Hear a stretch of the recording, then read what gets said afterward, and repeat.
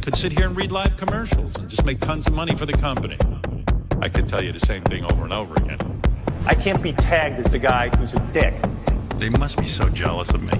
I'm so successful, and they're just kind of not.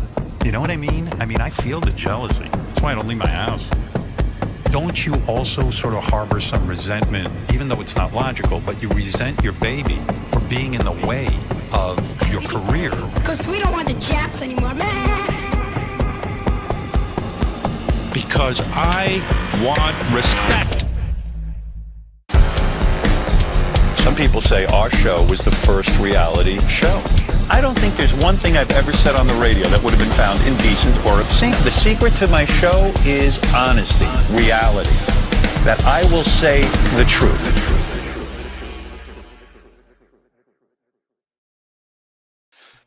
Rewinding that scene over and over again in season 3, episode 7 of Mayor of Kingstown with that dude. I'm sure you saw it, Bonnie. He takes his motorcycle and he drives around the prison wall and just starts lobbing grenades at the Aryan Brotherhood while they're landscaping.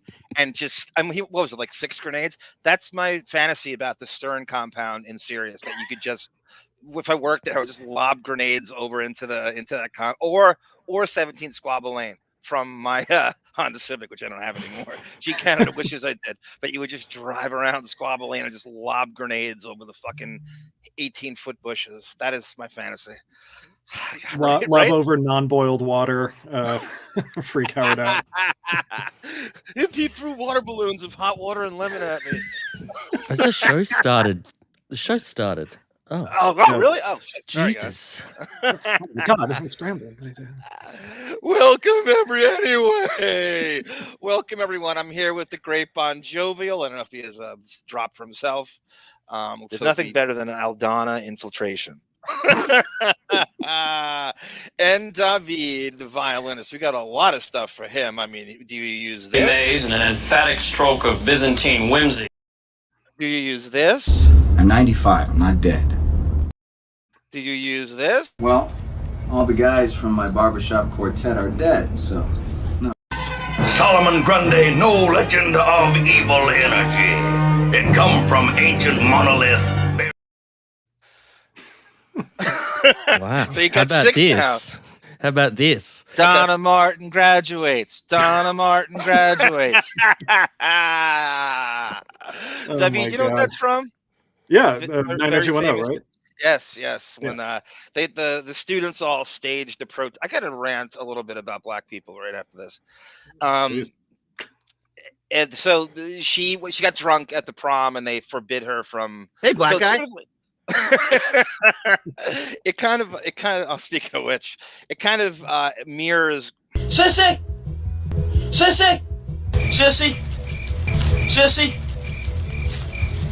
I love you, sissy.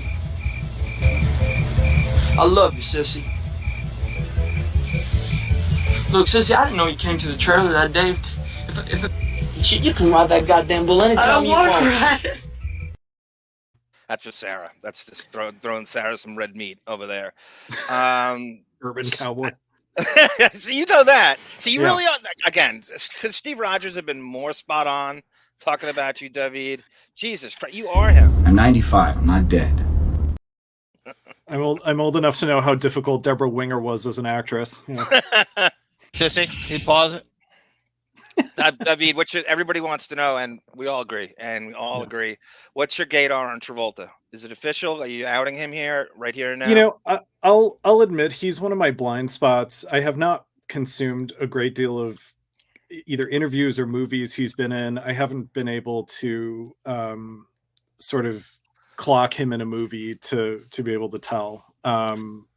So I'll do some scanning of clips of him. Let me know when he consumes you on a massage table in West Hollywood, whether he's gay or not.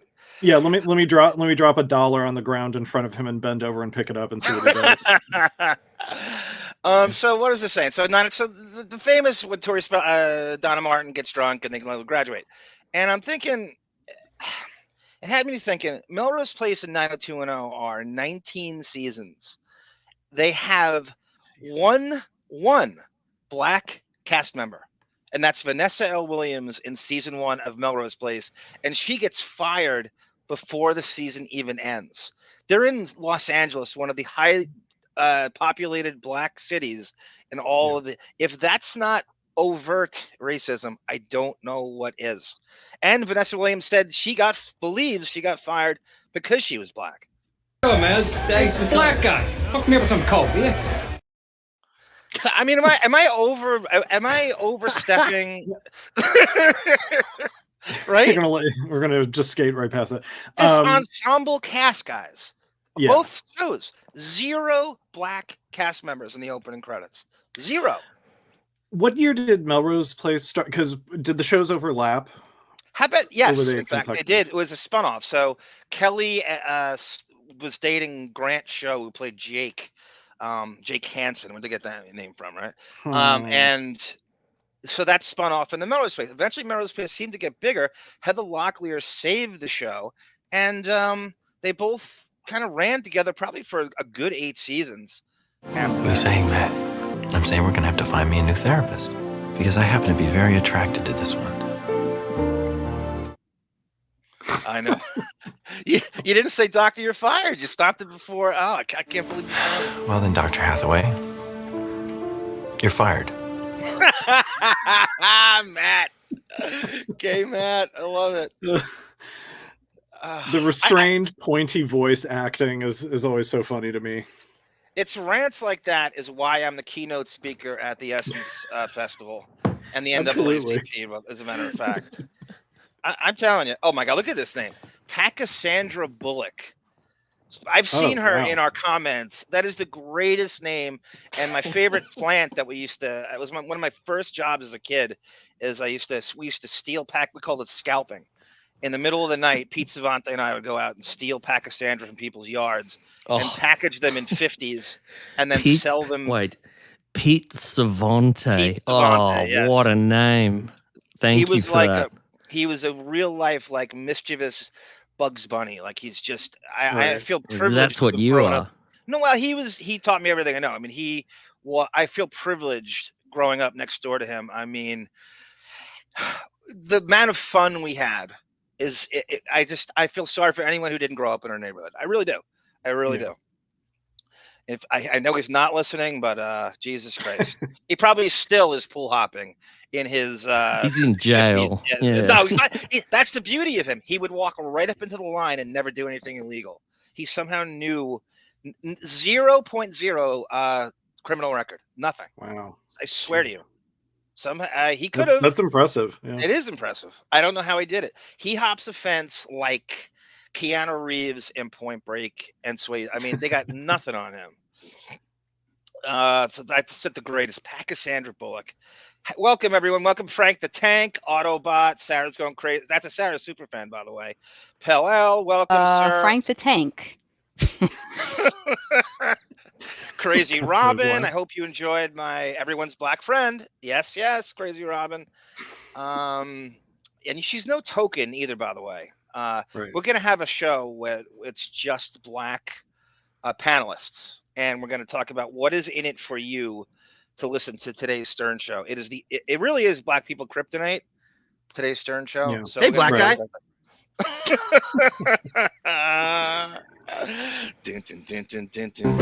Falcon, the winged black superhero. I love that. So that's going to be a show. Guy David's working on a Mark Harris show for us. Yeah. Which will be ready in, I don't know, a month or something. I don't want to rush you. Welcome, A. Brizzo and Melvin. Go ahead. It's going to be, if you're not a Mark Harris fan, I hope that this show would convert you, but it is a lot of,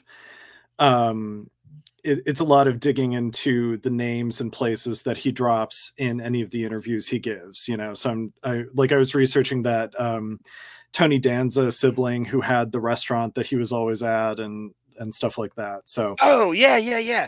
Tony Danza's brother. Okay. Maddie. Yeah. And that's right. He name dropped that in there. Oh, it's goddamn. Yeah. It's not even D-list. It's like not even Z, let's say K-list or something. Right. You know? And it's always family members of celebrities too. It's he if he can't get to Tony Danza, he'll get to Tony Danza's brother, or there's other examples of it. Well, that's what Gary Puppet would do on Facebook. Right. So if he can't get at Marcy Turk, he gets at her aunt in Livingston, New Jersey, and then works his way from there, and then finds his way through the chain. That's a Gary Puppet move on Facebook. I'm just saying, you never saw Mark Harris and Gary Puppet in the same room, No, you didn't. And they're both from LA. Eventually they settled into. That's a good thing. How did Mark Harris move to LA? Like, what was the move from Brooklyn to LA? How did that go down with Martha Ray that he ended up in? A little preview. He somehow got a hold of Carrie Fisher's father, who was a singer, Eddie Fisher. Yeah. By the way, before Jolie Fisher, her sister, lived in Howard's building, the Millennium Towers. Oh, interesting. Okay. Swear to God. So okay, I'm sorry.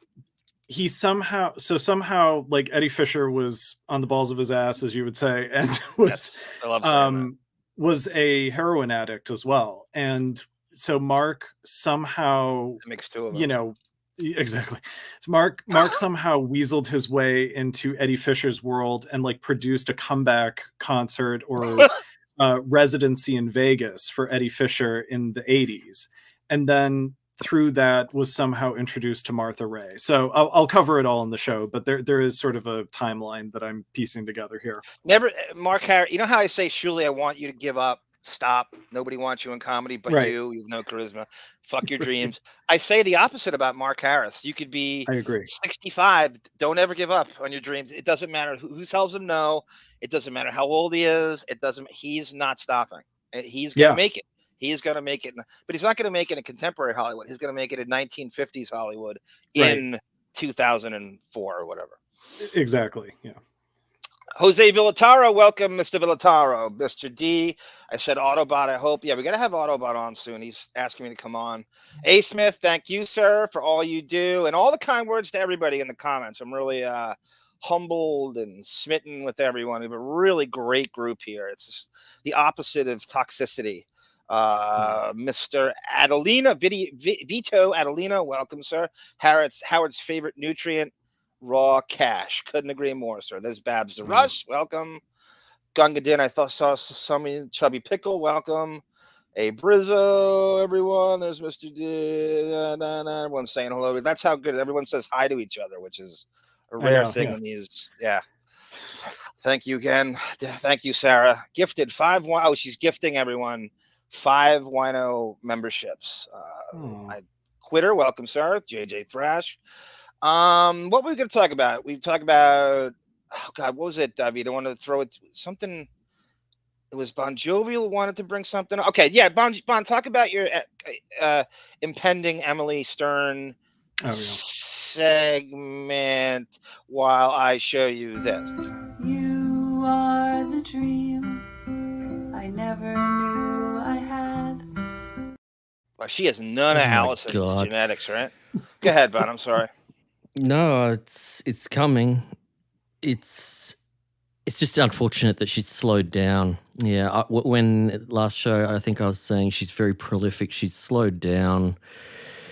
I was living in my mind. I was living back, like at the start of the year. For a while, she was cranking stuff out, but it seems she's either upgraded her editing setup to Final Cut Pro in the latest video, because there's just these obnoxious things that I would put in videos as like parody of that kind of star wipes and stuff.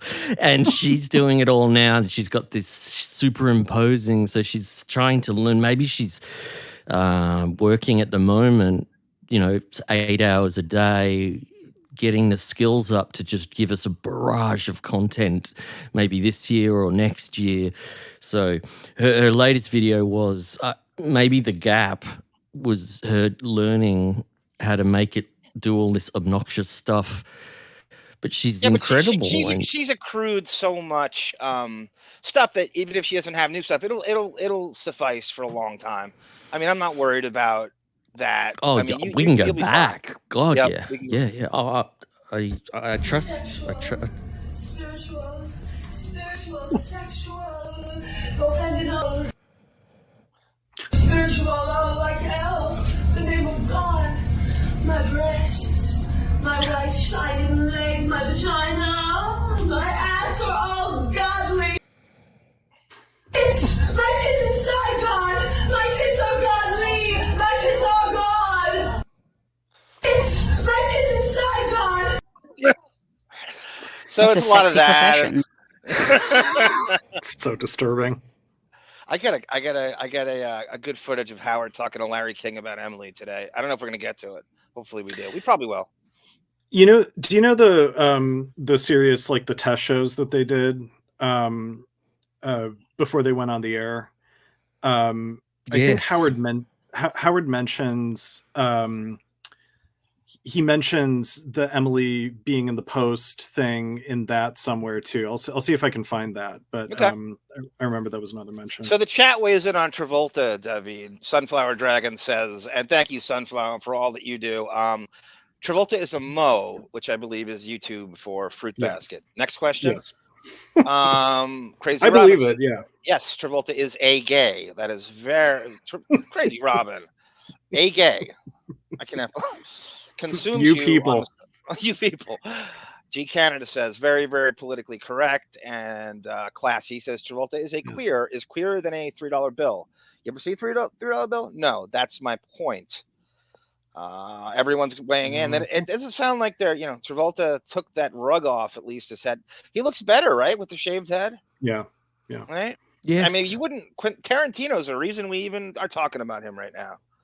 Yes. Right. Just plucking him out of obscurity in 1993 And then he became a joke for mispronouncing Idina Menzel's name at the Oscars, so yes, that revamped another round for his career. That was amazing when he did that. I wish we had a clip of that. The wickedly talented Kadeem Dizel. Give me a few minutes. I'll go and. Okay. The kind says, Arm, give us some Urban Cowboy. Hope we never end this song. It could take us all night long. Love, look what you've done to me. Never thought I'd fall again so easily. As it turns out, G Canada is a huge Boz Scaggs fan. I asked him who his favorite artists were, and that was top of the list. Boz Scaggs. Yeah, it's weird. Little River Band and Boz Scaggs. Paul Davis. God, Little River Band. All the mom music. Yeah, Paul Davis. Easy listen. Little River Band is Australian, aren't they? I didn't know that until 2 days ago. Oh, wait a sec. G Canada. I guess you love John Farnham then. Of course he does. Of course he does. Australia's most famous singer. Oh my Lord. Mr. D is. I hope Mr. D is a black guy. Of course, it's racism. Yeah, I fight for the struggle. I mean, when I watch an NBA game, I count the black people in every crowd. Well, I have a good mind to call the Asian Defamation League. Thank you, George. That's how you know George Takei is fugazi about the Asian Defamation League. Is when if he didn't call it on Howard for that ching chong shit, it's all fugazi. Well, George is a stooge. He's not a bright guy, and it just comes off so clearly when he's on Howard. He never fights back the way he should, and just I think he's kind of a stooge. Do you guys want to? I want to kind of use Don Buchwald in the death of Don Buchwald for my first clip, because it's one thing I forgot, and it sort of ties into, because it's really when Sirius starts. So I'm going to play for you the Don Buchwald Roast, and this is in the earliest months of Sirius. Yes, Crazy Rob is right. It doesn't matter if it's Melrose Place, Friends, Seinfeld. These shows' producers didn't feel that they needed black lead actors. What was the alternate name for NBC that you told me? Okay, no blacks currently. Right. During those years in the 90s. Think about ER too. You had Eric LaSalle, and that's pretty much it. That's the only black actor on the entire Thursday night lineup. and he played Yeah. Soul Glow in Coming to America, where our ripoff show McDowell's derives from. Right? That was Eric LaSalle. Yes. That's Soul right. Glow. That's right. Howard's Fluffy Doodles arm. Chubby Pickle says, "You are our honorary Negro College Fund friend." Thank you, Chubby Pickle. Whoa. What is this hour? So are you a black male, Chubby Pickle? Yes, I forgot to say it. So everybody hit the like and subscribe, please. Sarah will kill me if you don't. And then I want you to identify what race you are at the same time and gender, if you would. Race and gender, like and subscribe, and not necessarily in that order. Thank you. And we're not collecting your data, we promise. That's a big thing now, the data collection and everything that you do. PCPBO 23, welcome, sir. Who is my favorite law enforcement officer, by the way. He is a cop of, was it 29 years?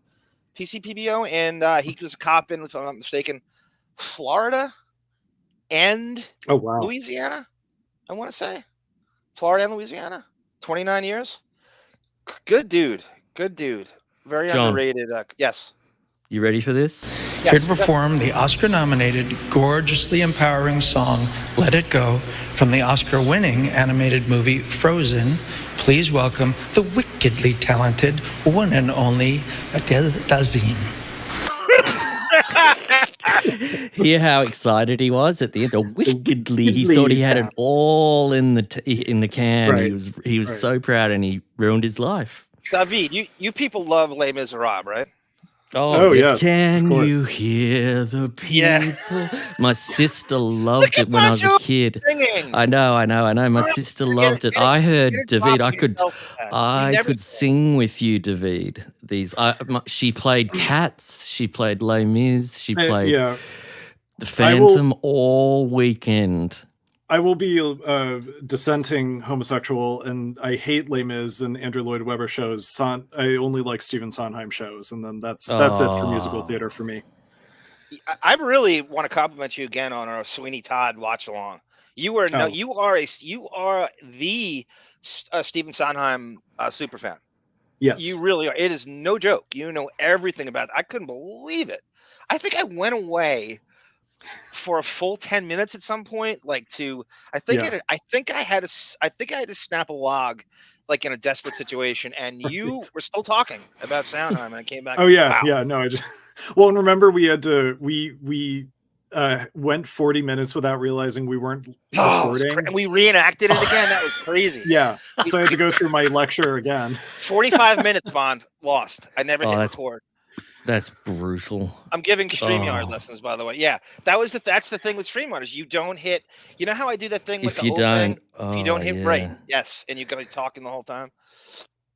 Thank you, Abrizzo. Absolutely nothing in it for a black person. So the reason I bring up Les Miserables is that Travolta seems to not be able to pronounce anything correctly at an award show.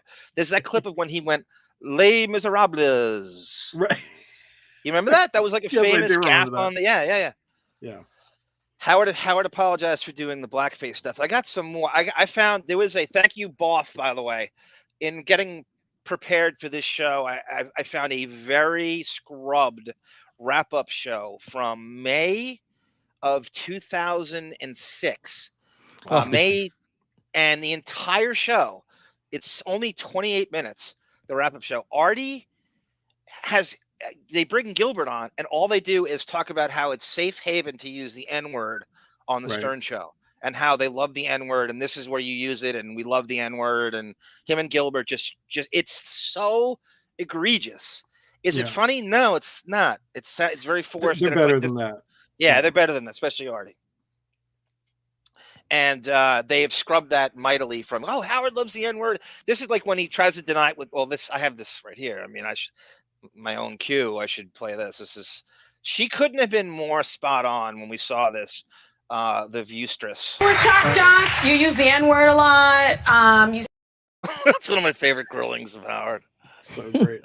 Do you think that was set up do you think Howard's people asked her to bring it up so he could sort of put this is what I'm going to say about that for the record? Absolutely not. So that I don't have to be.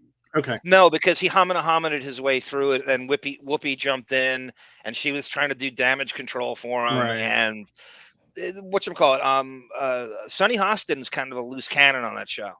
She's very into like racial causes and shit, and she turns everything.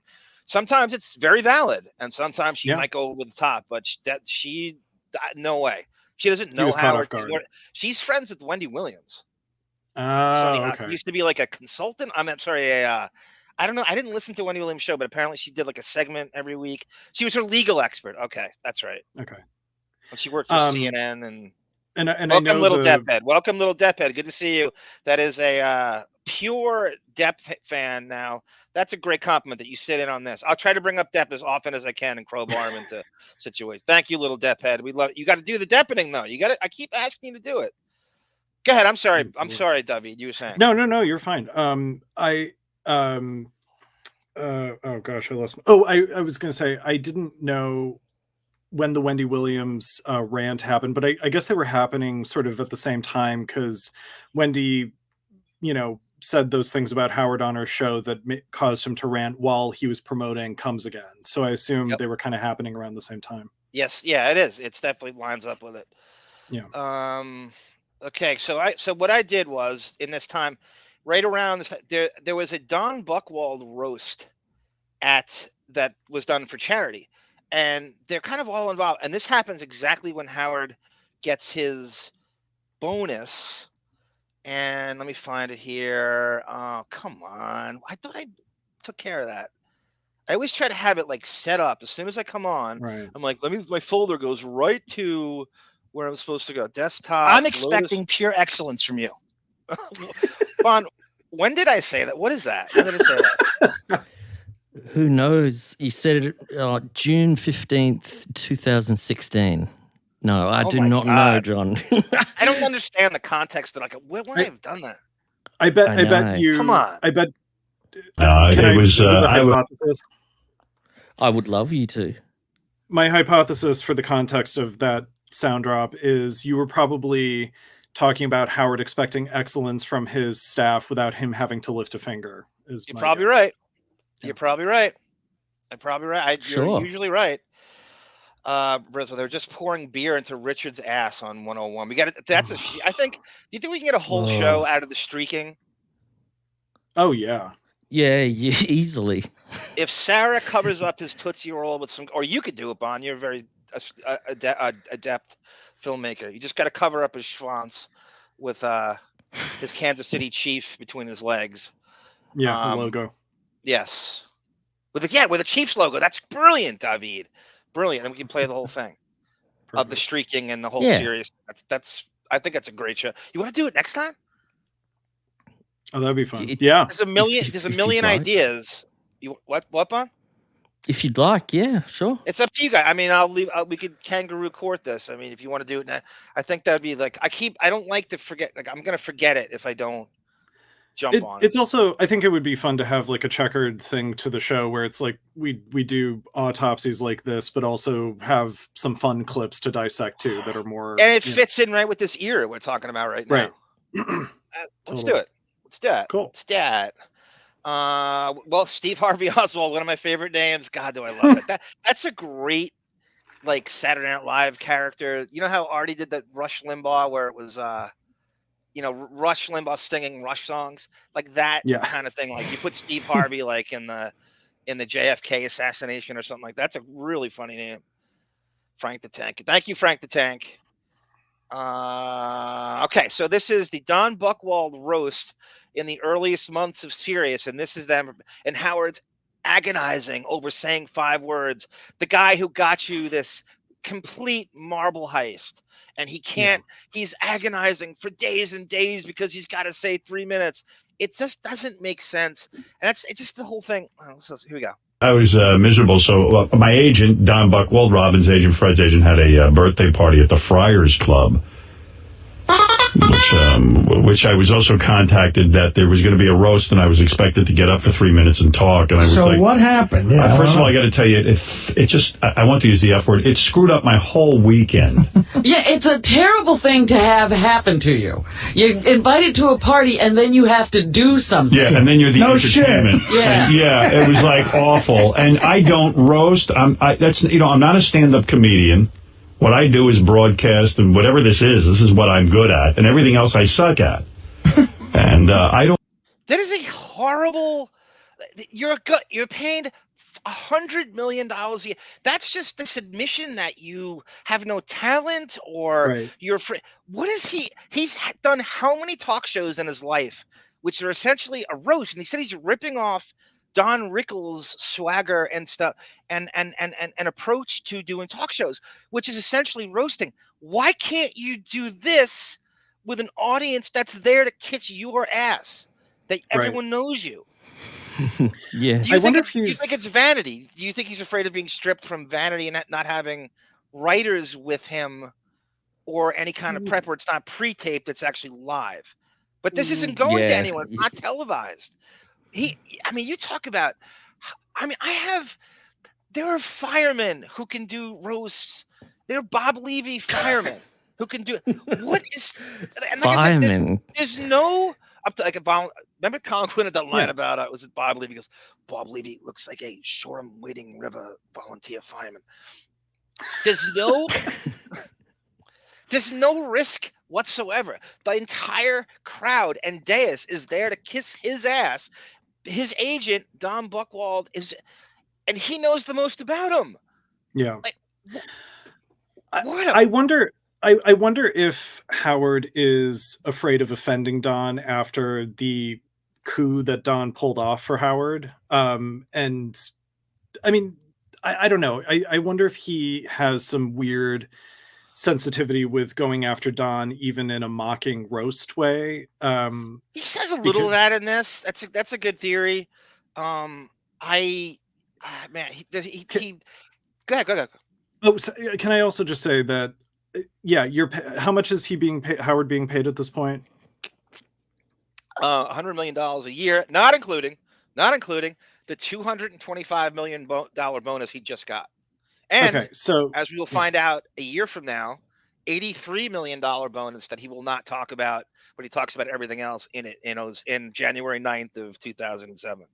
Right. So a man who's being paid that much just said, "I'm not a stand-up comedian. I'm a broadcaster, whatever it is that I do." That's his job description. Right. That's right. He's worth that's so money. Great observation by you. So the man who you're paying $100 million, he says, whatever it is I do.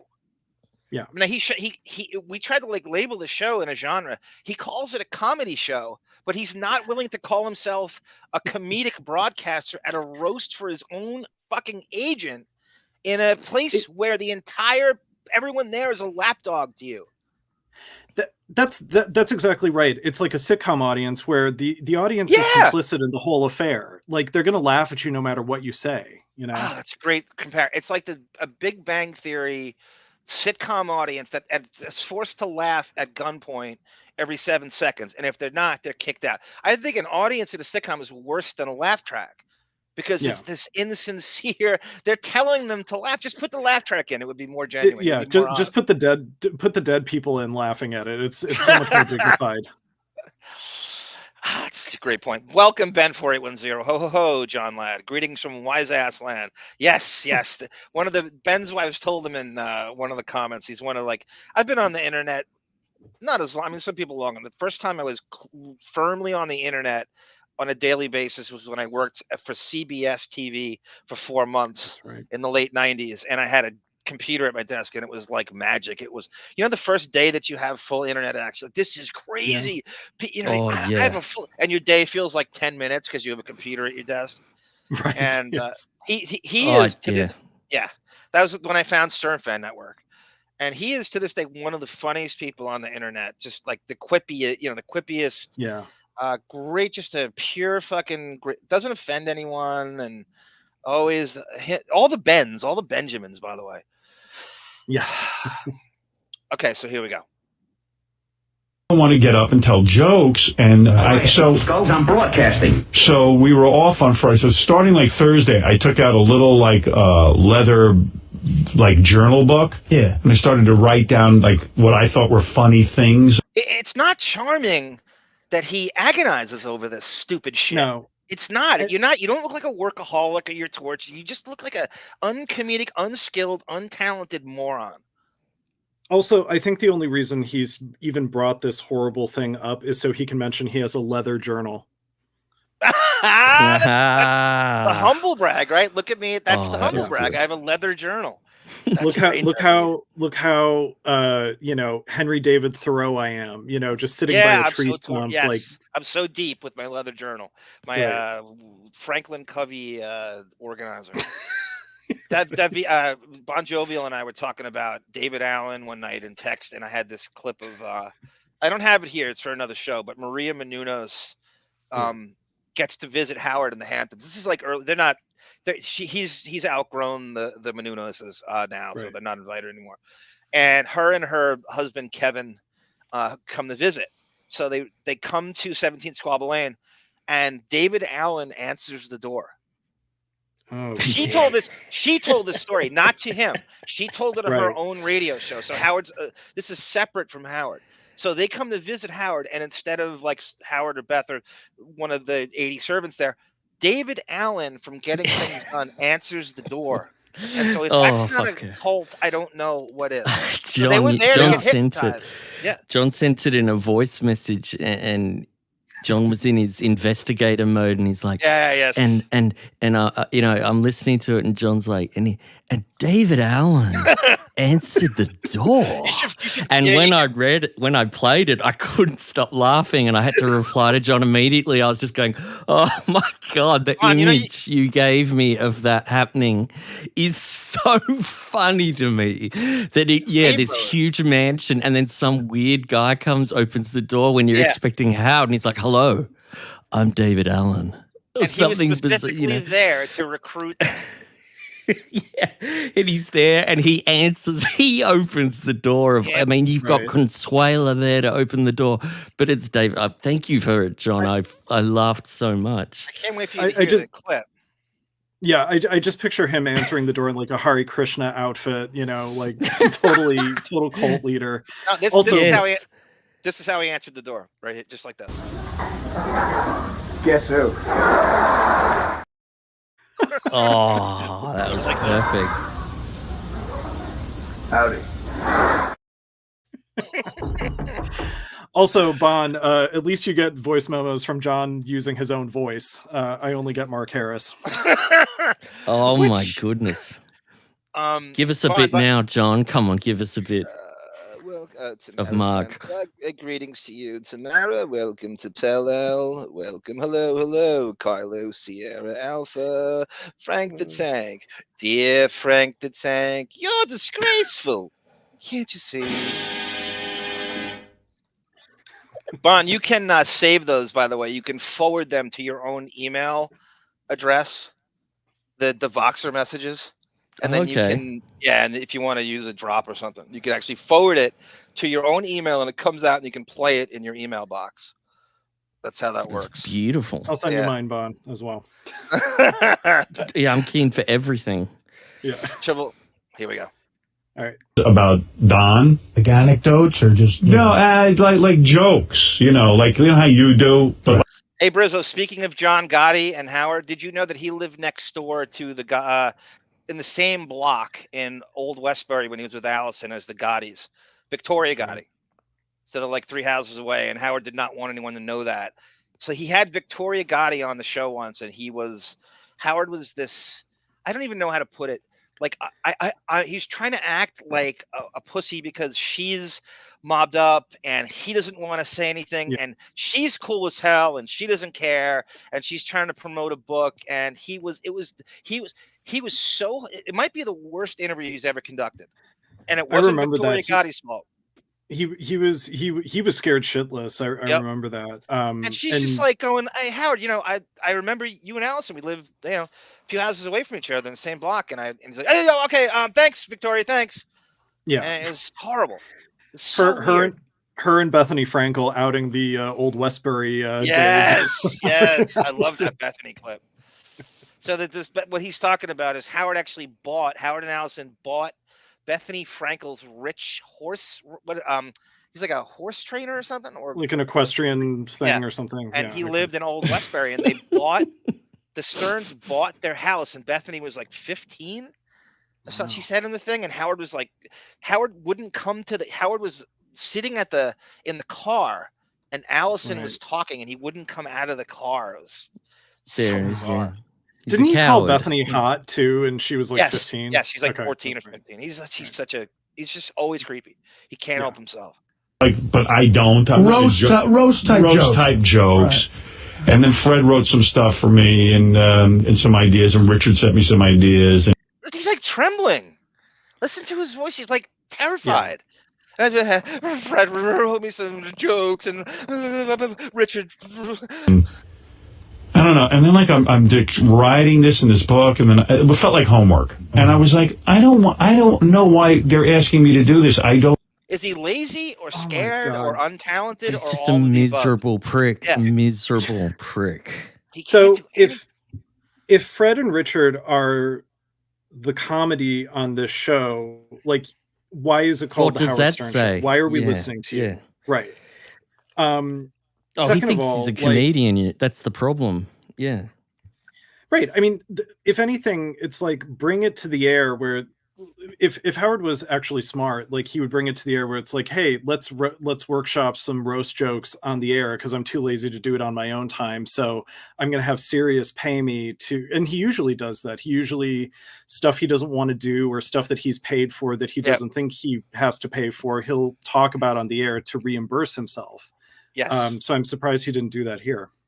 He has to work everything into. That's exactly right. And guess who? I mean, as one great roaster and joke writer would do. Guess who he runs the jokes by? To vet them to see if they're. We'll get to it. Chief Tony Feathers, welcome to Mara Francois. G Canada's going crazy on the. His music taste. It's like mom music. It's crazy. It's like one thing after the next. It's like Dionne Warwick, and it's over and over again. John, if you're asking us who we think he could say he vets, it wouldn't surprise me if he said Robin. That's how whack Howard is. He said, "I run them by Robin on the phone, and if she laughs, I know they're good." That's how weird he is, Not Ralph, not Robin. Both great answers by you, but worse. David, have you got one? Do this. I said Ralph. So then I wrote down Ralph. I thought some funny things about how my agent's beard is really gay, and and like other things, So Fred wrote something about the beard, It was like one of these, and I'm like, so I call up Beth in California and said, listen, I wrote a bunch of funny things. I think this is pretty good. No. I start reading it to her. There's like no reaction on the other end of the phone, and she's like, these are horrible things. Don's not going to have a sense of humor about it. Horrible things. Yeah, I mean, they sounded mean. Yeah, I guess she didn't think they were funny. All right.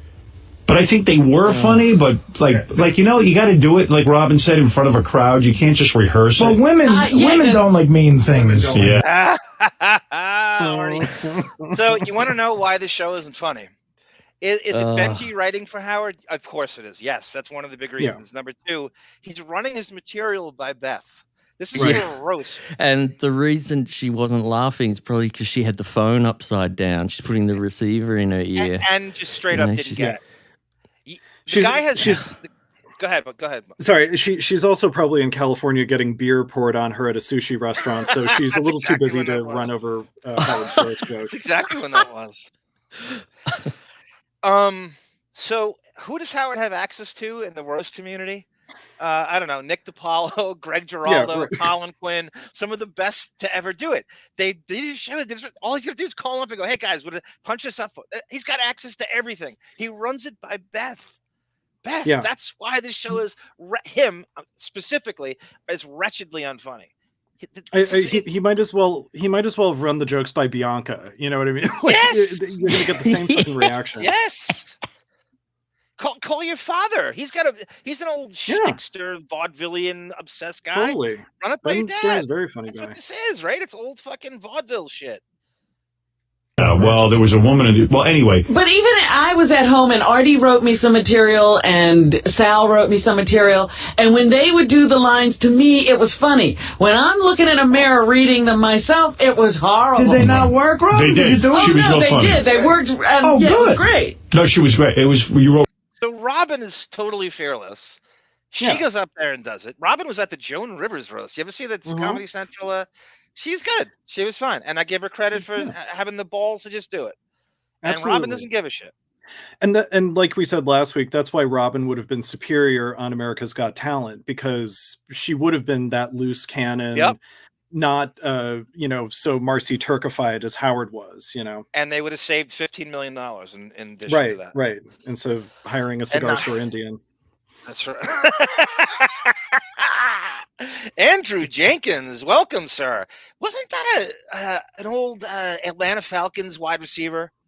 Right? Andrew I'm sorry, Alfred Jenkins. I mean, just corrected me. It's Alfred Jenkins. They had two receivers at that set, Alfred Jenkins and Alfred Jackson in the early 80s when Steve Bartkowski was the quarterback. And then they had the backfield. Bon Jovial wants to know what the backfield was. You got the first one right, Bon. Lynn Kane was one back and William Andrews was the other one. You got that right. Number 31. Yeah. Thank you.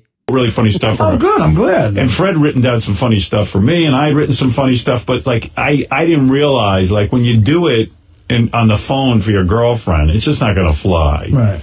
But I didn't want to listen, I just wanted to have a free Saturday night where I go, and it was bad enough that, Even back then, you have 70% off of the year free. Yeah. This guy just landed you the biggest marble heist of all time. You get $4,000. You can't do a fucking roast.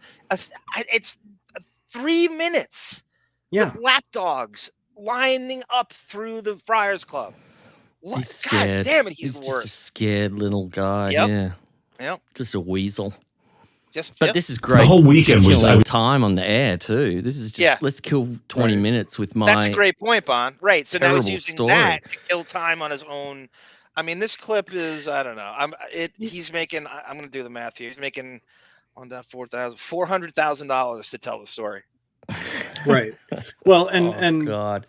Last week we were talking about how, like, isn't it insane that he still complains about NBC? Like, you're complaining about a job from 30 years ago. Yeah, it's like me complaining about a paper route. Yeah, right now. And I, after the show, I started thinking about that, and I thought it's one of the ways he can still kind of relate to the common man. Like, I hated my boss and my bosses were mean to me. And this is another way of doing that. It's like, I just wanted a free Saturday night. I work hard all week and I want to come home and just relax, Yes. He thinks that's him being relatable to whatever he thinks his audience is, But then if you talk to any of the other employees that work with him, he got everything he wanted. That there's no better treated employee than anyone here. We're the ones that got fucked.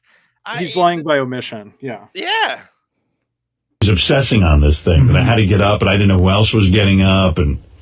Yeah, I'm rehearsing. I'm rewriting. It was awful. So I go into the party. And now everyone I see, I go, I'm miserable. I got to do a roast. I don't even know what I'm supposed to do. And I saw, I'm telling each person, don't expect much. So now his goal is to lower the expectations to everybody he's around, or humble brag. So if it ends up being decent, it's a win-win. Like, I told you I was going to suck, but that's pretty good. Well, sorry. No, you go.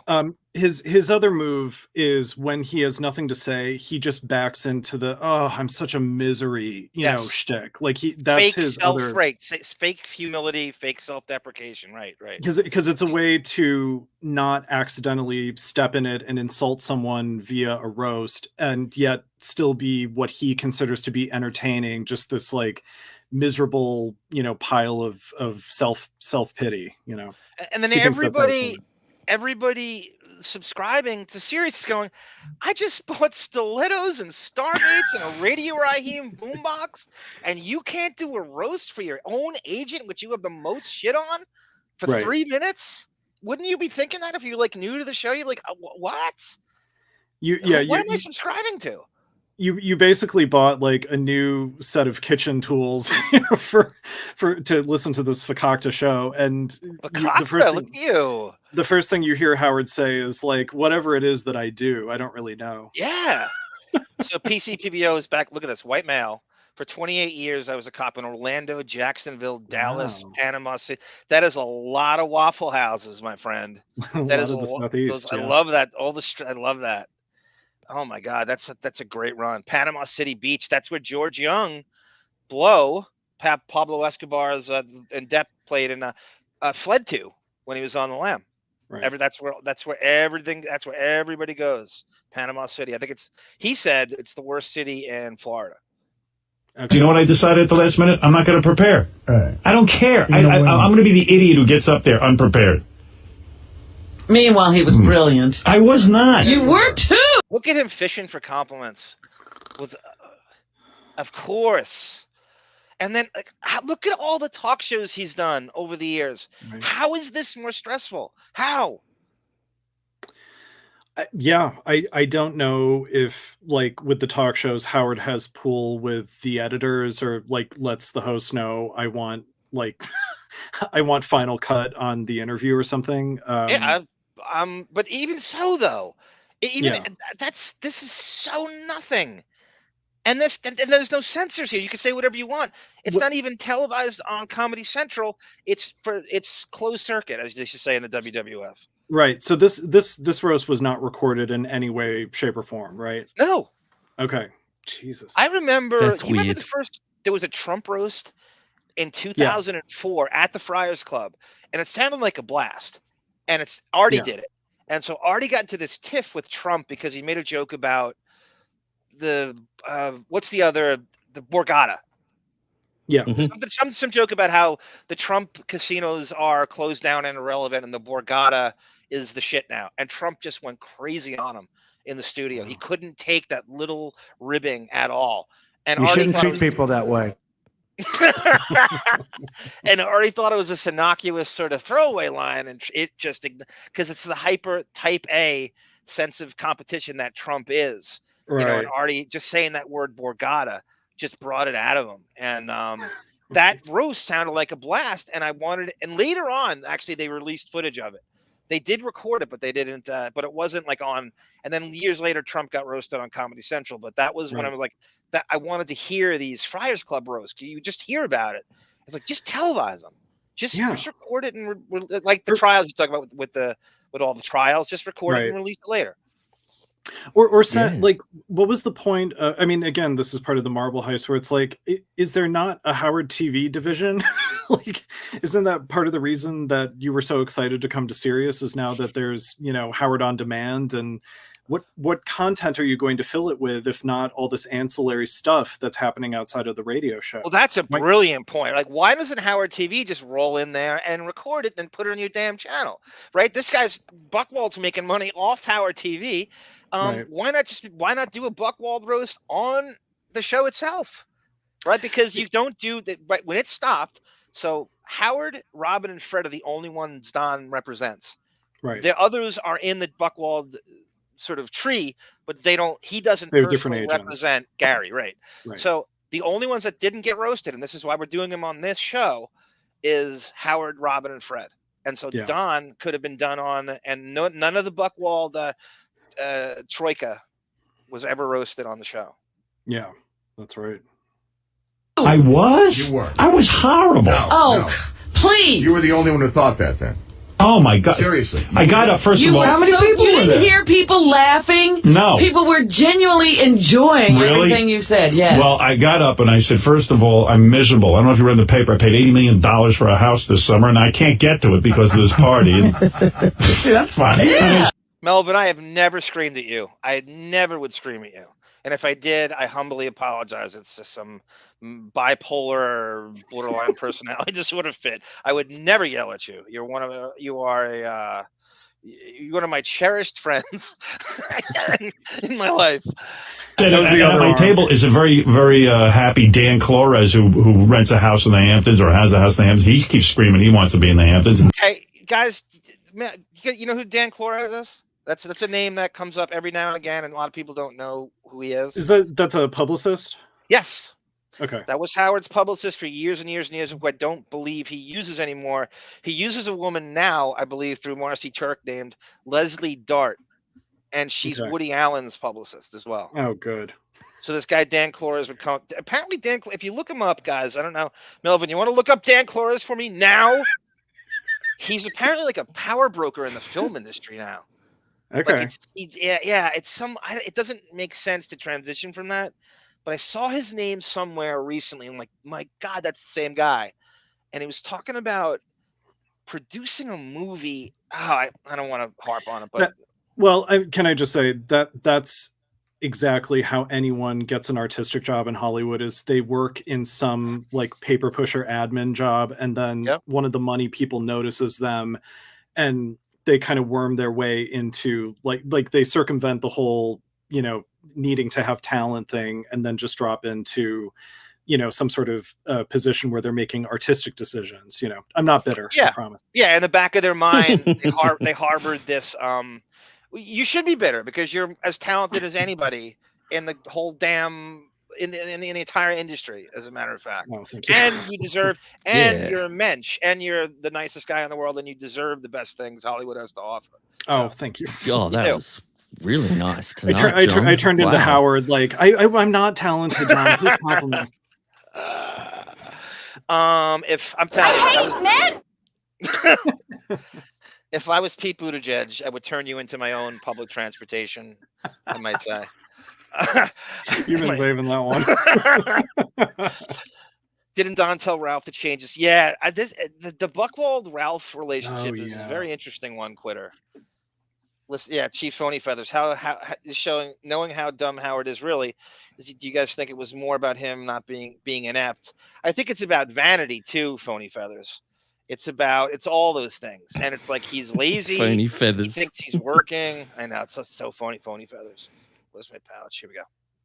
Mel Karmazin wants to get to the Jersey Shore. I said, nobody wants to be here. I agree, Frank the Tank. Robin looks great here. I completely agree. Yep, this is the peak of her powers.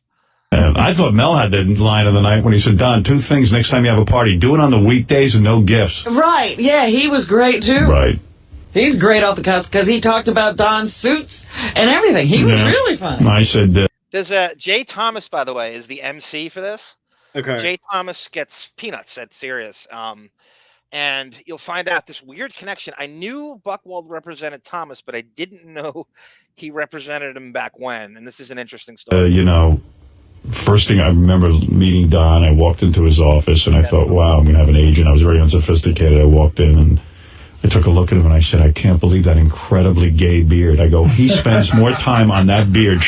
Howard's beating this beard thing to death like he just can't. It's all he's got.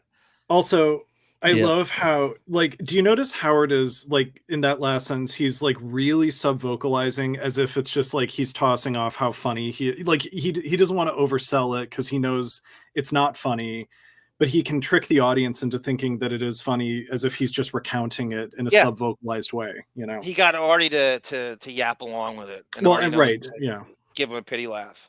But he just will not let this beard thing go. It's like with the Moonves thing, Bon, when he goes, I said, you're gonna drop this on me on my birthday? And he repeats it over and over. Every time he tells that story, he does that same thing, thinking that it's not the same people listening to his bullshit. Right. Also, the jokes that Howard's telling and that he's saying other people are telling. My father was a corporate attorney, and so I had to go to dinners where they would do these horrible roasts, and it's just rich people jokes about this guy has got a Maybach instead of a Bentley, and golf, it's golf jokes, right? Golf lawyer fucking jokes, yeah. Jose Viltar says, who found the beer ass shit funny with Richard? It was a way for Richard to get away with ass play, but it's funny because that's exactly right. That's exactly right. Every time Sal and Richard pitch something. Trimming that goddamn beard. He had it even back then, huh? Yeah, he had the beard. And I look at it, even it's like a mustache. My agent's mustache is like a half mustache. It's uncommon. It's uncommon. Nobody the top is shaved off. Unless you're Prince. Yeah, but the bottom is there, and there's this thin line around his jaw. And I go, if he put that much energy into my contract with CBS as he does into that beard, I'm going to be getting sued now for $500 million. Oh, so during this, we're going to get to that later. But apparently, they're not sure if there's a gag order on, and Artie slips in here that are we allowed to talk about the lawsuit? Oh. And I said, the other thing you notice is that he stole Crocodile Dundee's hat. Right. My agent wears this really big giant. Fuck. Bringing me into it. Oh. I know. Let's bring the Aussies in. That's a Benji joke, by the way. That is the personification of a Benji joke. Yeah. Some hackneyed fucking Crocodile Dundee reference. Right. A what's happening joke. Right. Yep. Right, a fedora. See, that's why knowing the guy personally is, but like when Robin asked me to do that, like I didn't know exactly where to go. Like, could I go to the lawsuit? Look at, that's Artie's. Sarah goes, there is no prime Robin. Listen to Sarah to take it a little further. The insides of her make her outsides disgusting too. That's classic Sarah there. I am going to put a bed of knives in my backyard and jump off my roof and end it now. She doesn't mean that. She doesn't mean that. I know, yeah. Right. I will say in my opinion, and for whatever it's worth coming from a gay guy, the best Robin ever looked, there was a Howard TV thing at the very end of K-Rock where there was the whole thing where Ronnie bought the like stretch limo that they were making. It was like a prom limo. Yeah. And it was like 5 feet off the ground. So Robin came in a cocktail dress one day to try to get in the limo without tripping. And I think that was the best she ever looked, if you ever find that clip. Oh, wait a minute. This is a great thing you bring up here. This is an insight that won't show us anymore. I think this is the early days of Howard TV, and Howard actually, Robin goes downstairs. Yes, to exactly. This back alley, which I assume this is Howard's private Howie Pole exit. So they have an alley corned off for Howard and only Howard to get the limo into this thing. There's nobody else. That's how he does the walk when no one can look at him when they clear the halls, and they take him down the freight elevator. And I believe the freight elevator is where the limo meets it. So they take him out of this thing. I can't believe you caught that. But forget about the limo. It's the whole process.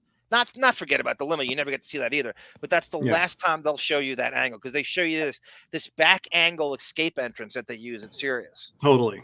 Howard TV caught it. That's a great catch by you. Here we go. The chat is going off tonight. Are they going off? Chat. Yeah, you got Melvin. Enough about your birthday. You got everybody's going crazy. My God. Yeah. Like, could I go to the lawsuit as a joke? Could you? You know what I mean? You know that. Well, what I was going to do was I was going to read his client list. Right. Okay. So he's got a client, but I was asking you to find it, Bon, and David. So Howard's thing is going to rattle off the client list of how he's above everyone. Right. On the client. And look who's on this client list. Then, and by the way, agents change all the time. So his client list then is not his client list now, and it does move around.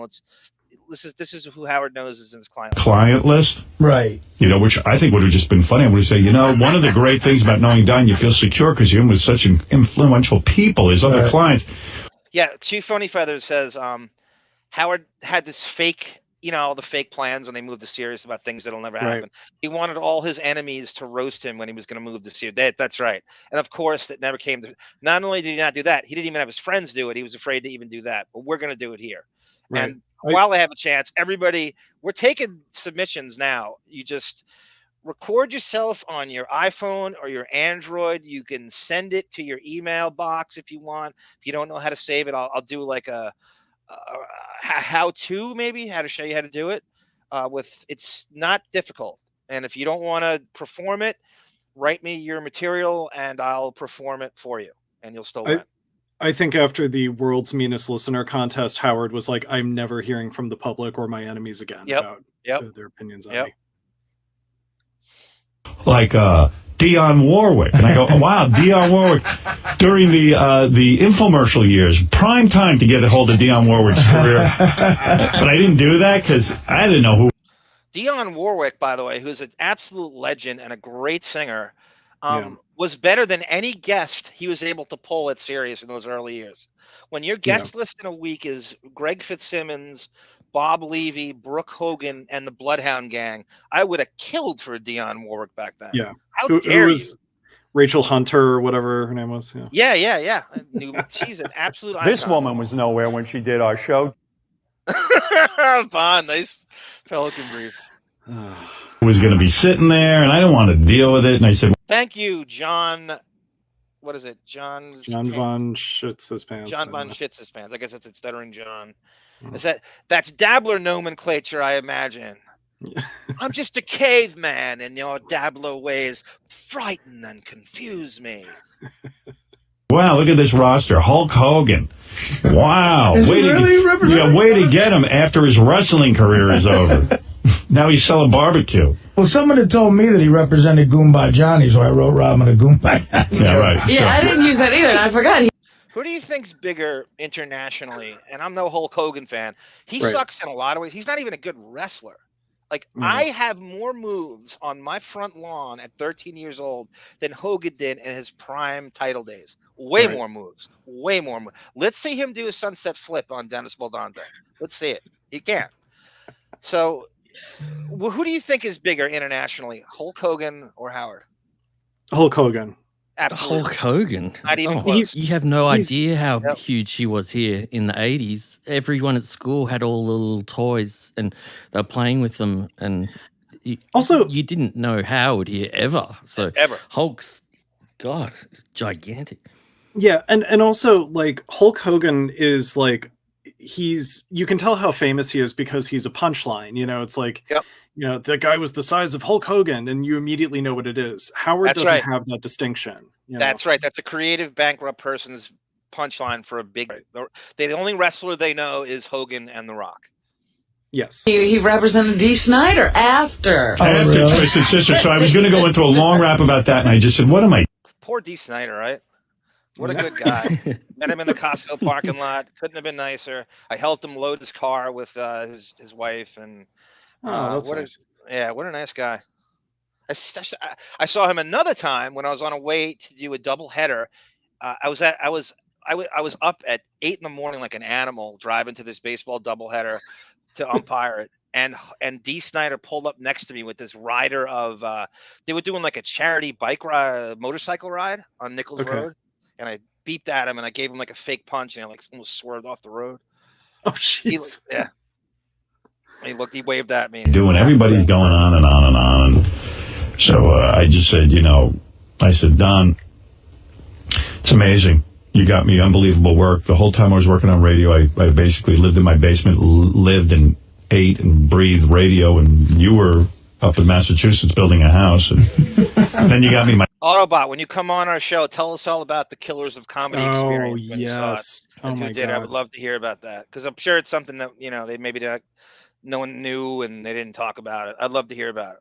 My book deal. And I was in the basement working on my book, and my whole marriage fell apart, and you were up in Massachusetts riding around on a tractor. It's really great getting a hold of you on a Friday and a Monday.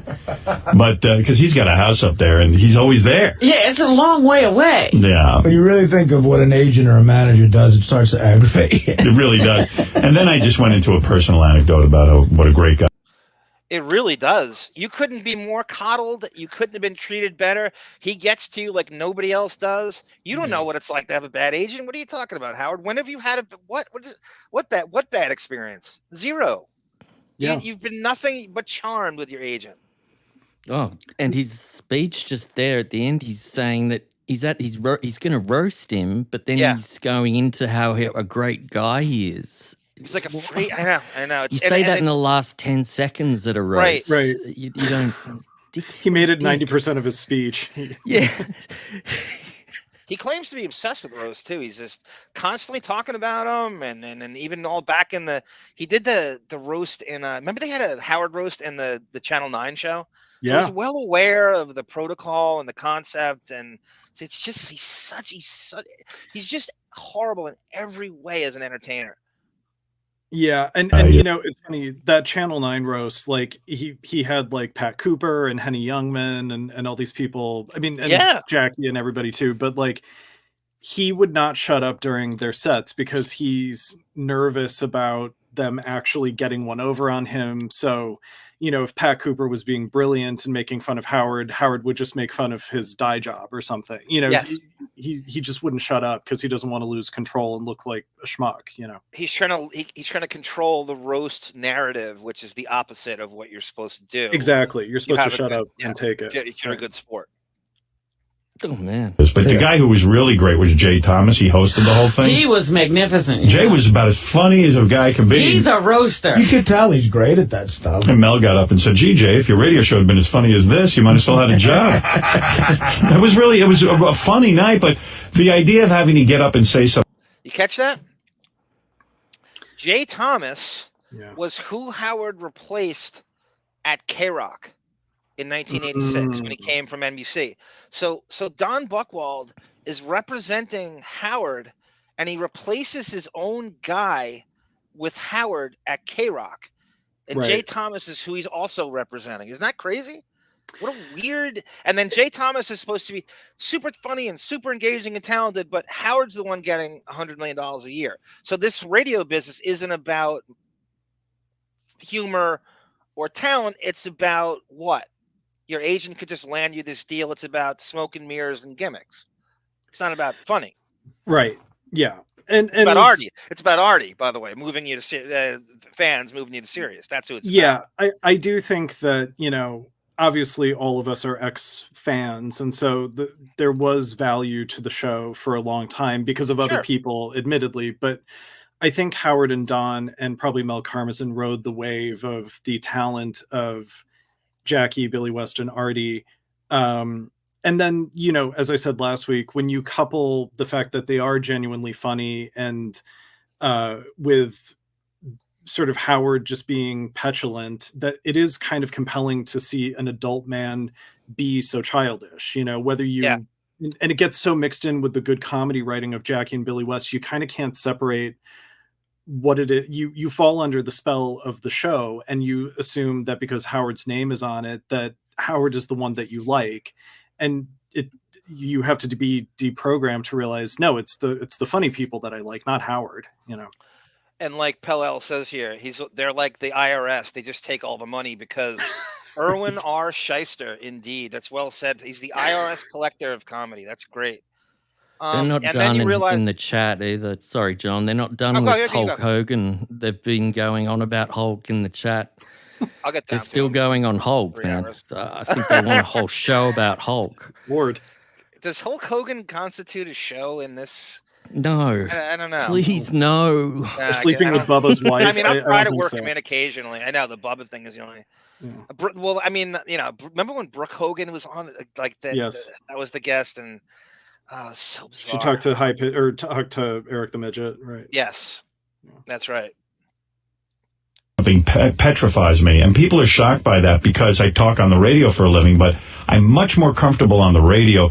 Whereas you'll go out and do stand-up comedy. Yeah, you're good at this. Yeah, Artie, this is your thing. And but it's still, no matter how many clubs you do doing stand-up, a private party when you have to speak is always awkward. Is it? Of course, because a private party tends to be a more mixed crowd than ever. You don't know who to cater to. There's probably going to be some older people there, younger people. It's very difficult. And some people don't think certain things are appropriate at a party that you'd think in a comedy club or at a roast, certainly. So you really have to work on that. It's very awkward to talk at a party. Yeah, so I just want... Look at Artie doing damage control for him to make him feel good, and he knows it's bullshit. It's bullshit because Howard just recounted the jokes he told, and they're the tamest I have ever heard Howard Stern in you know.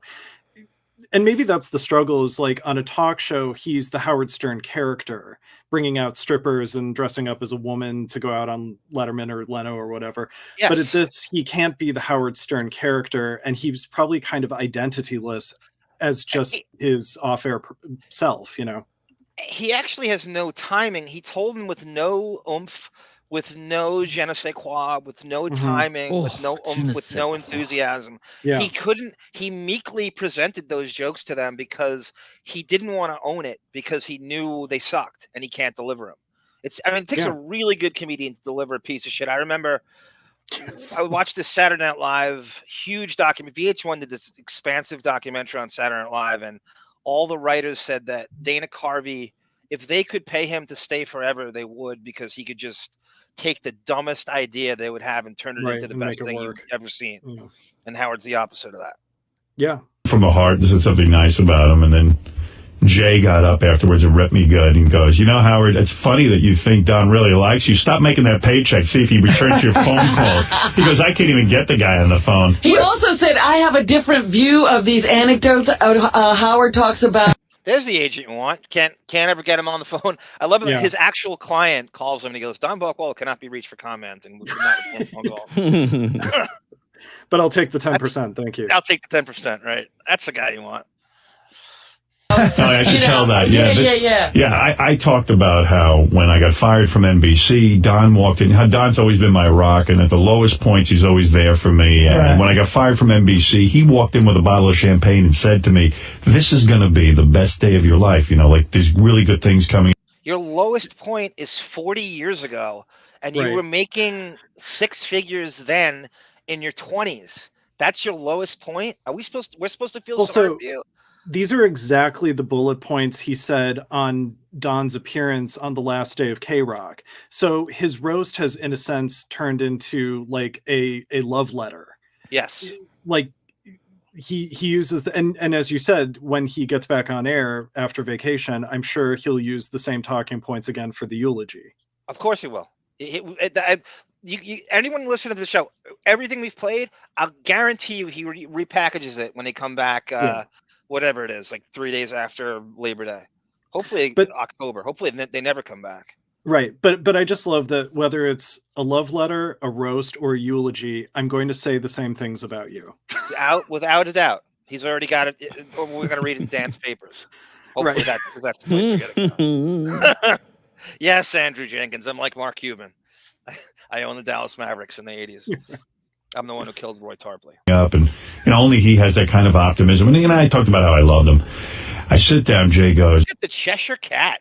There's a DC Comics character, one of the most underrated female villains in all of comic books. Her name is Cheshire. Oh. She's a real badass. A lot of people sleep on Cheshire, and she's very formidable, underrated. What's her superpower? It's enhanced speed, strength, cat-like reflexes, skills, very ninja-like. She's almost like if you took Catwoman and 4 times the abilities of Catwoman. Right. Almost like enhanced. Cheshire. Yeah, he goes, that's great. The champagne bottle, because Don was my agent at that time too, of course. And 6 months later, Don was right. He got Howard a job. He got him my job. Howard replaced me in the mornings. I'd like to take that champagne bottle and shove it up Don's ass. It was really funny. Yeah. Was this like? Then record it. Then show it on Howard TV. Everyone's his client. Everyone's affiliated with the show. Then record it and show it on Howard. What's stopping you from doing that? The shitty camcorder footage from Beth and Howard's engagement party that they got and thought was worth putting on Howard TV. Why can't you just have that level of production at the Don Buchwald Roast? Yes. Ben 4810 is a great question for you guys. I think this is classic Ben. When he's not being a fucking flippant, caustic wise ass, he's making great points like this. What do you guys think about why don't radio shows just do it in front of an audience all the time? Yeah. Isn't that a great energy? So Why not many do that more reasons. regularly? Well, how often is the show? If it's daily, you can't organize that. You need security. You need... They have it, though. He has a whole team of security all the time when he doesn't need it. Are we talking about the Stern Show doing it or just in general? In general, but I'm talking about the Stern I Show. thought you meant general, maybe. How many do you need to have it? You need like at least, 15, 20 people to make it sound like an audience, and then you've got to be confident that you can get them to react. Stern Show easily could get that every day. If Yeah, they well, but are they going to laugh at everything? Yes, that's why you don't. That's why I wouldn't do it. That's what I'm saying. They have the Mariannes and the Zolars and the Joey Boots will laugh at every single thing they do. Yes. I mean, they're like Prairie Home Companion on NPR does have a live audience, and they do it pretty regularly. But that's an audience that knows what they're getting. I think if you look at the birthday shows that aren't the 60th birthday one, the audience is kind of despondent. Like they're not even really paying attention. It's almost like like goldfish brain, bad attention spans. Yeah, right. Yeah. The audience isn't really. Howard is just conducting the show, and no one's really laughing at the one-liners that Jackie is writing for him and stuff. So Good answer. Okay. Yeah. No, that's a good pushback on it. I think they've done a million. I think you would have done it more. I think it would be cool. I know Opie and Anthony did it a lot, and it was pretty successful for them. Yeah, I also don't know how, like Howard would need to get a late night talk show team. Like he'd need to get like a warm up guy and just like, again, get the audience to be complicit in the affair of laugh at whatever he says. If it was gonna, because I'm sure like even like John, you talk about going to a Conan O'Brien taping and yelling at him that he wasn't funny. Yeah, And, that was great. That was bizarre. Right, That was, so you broke protocol. Yes. He was doing this horrible Elvis thing in the crowd, and I had headphones on, and it was so bad. I mean, my skin was crawling. I mean, I couldn't. I was so uncomfortable. So, I had headphones on. He goes, obviously this guy doesn't have any. He's got headphones on, and I go, no, I don't have any faith in this show.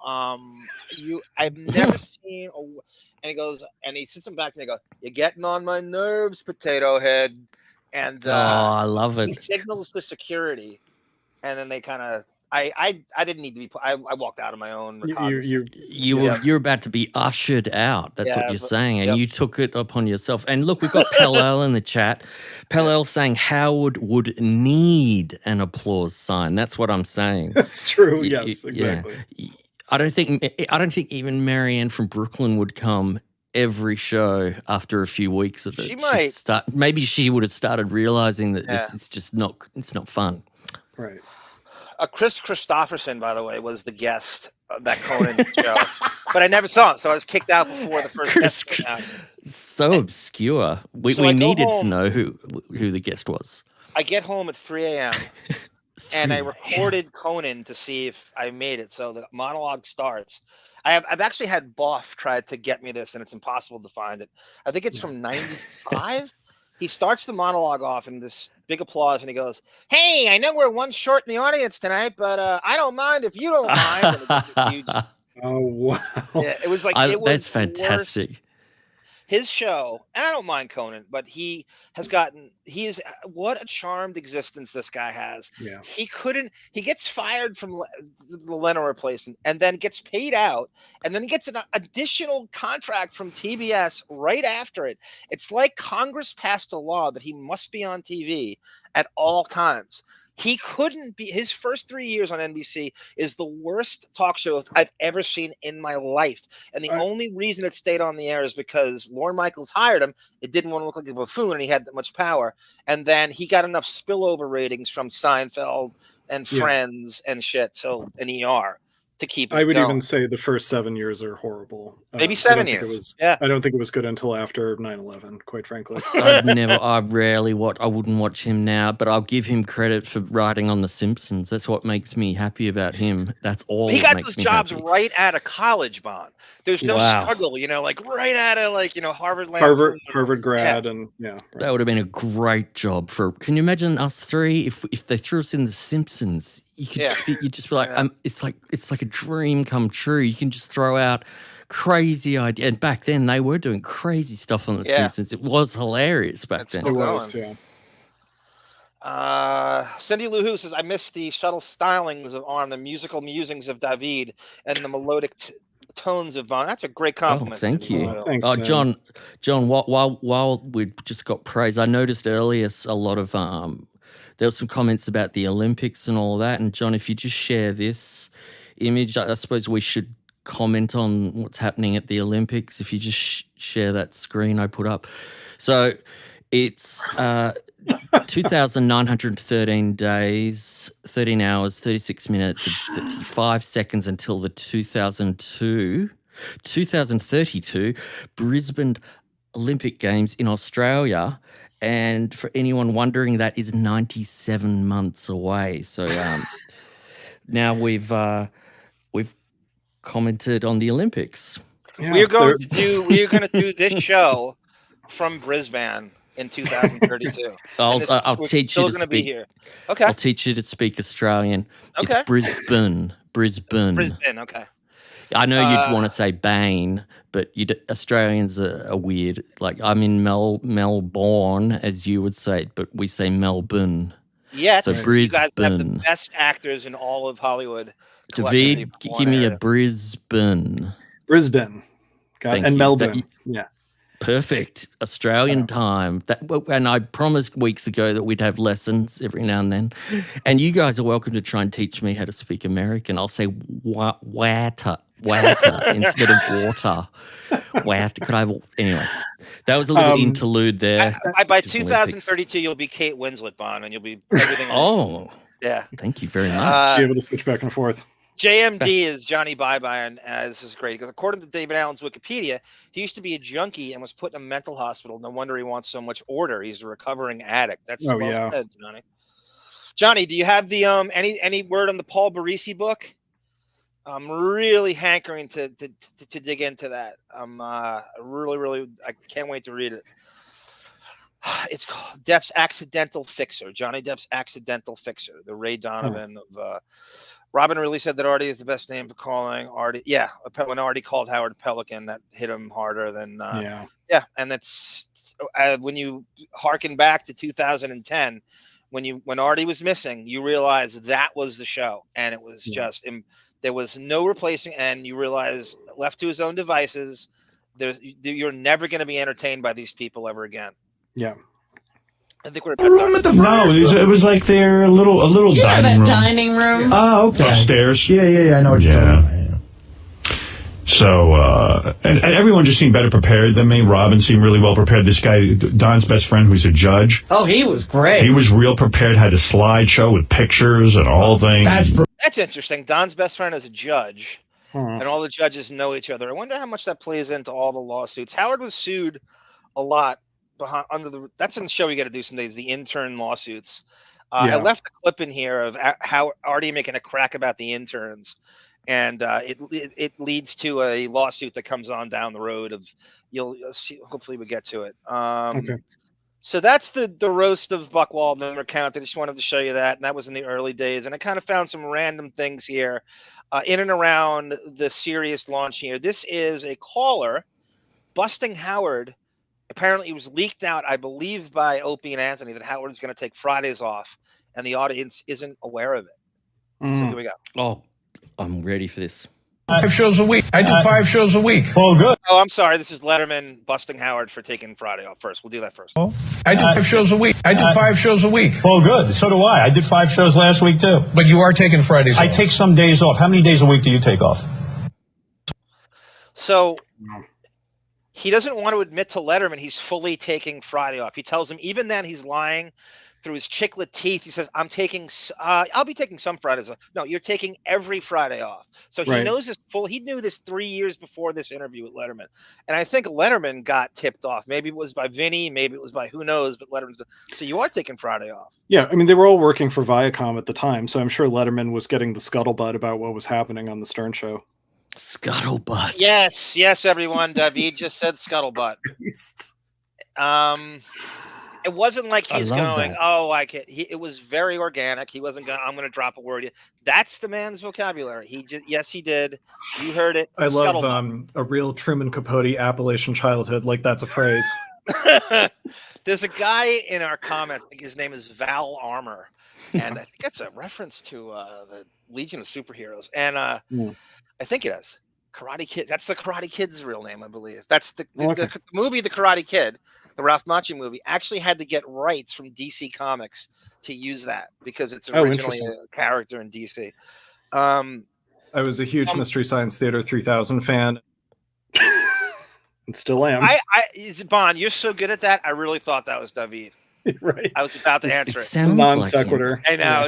It's so seamless. All in the Family was the greatest show. Black Morticia Adams, our favorite Nubicorn, is a huge Karate Kid fan and Ralph Macchio fan, as a matter. Ralph Macchio is represented by Don Buchwald. Don Buchwald. So here is a clip. Some Fridays, and this is Howard, a caller busting Howard. to when they played a Beacon. So, Oh no, I'm sorry. This is that again. Throwing more softballs at him than Ralph Macchio in Beer League.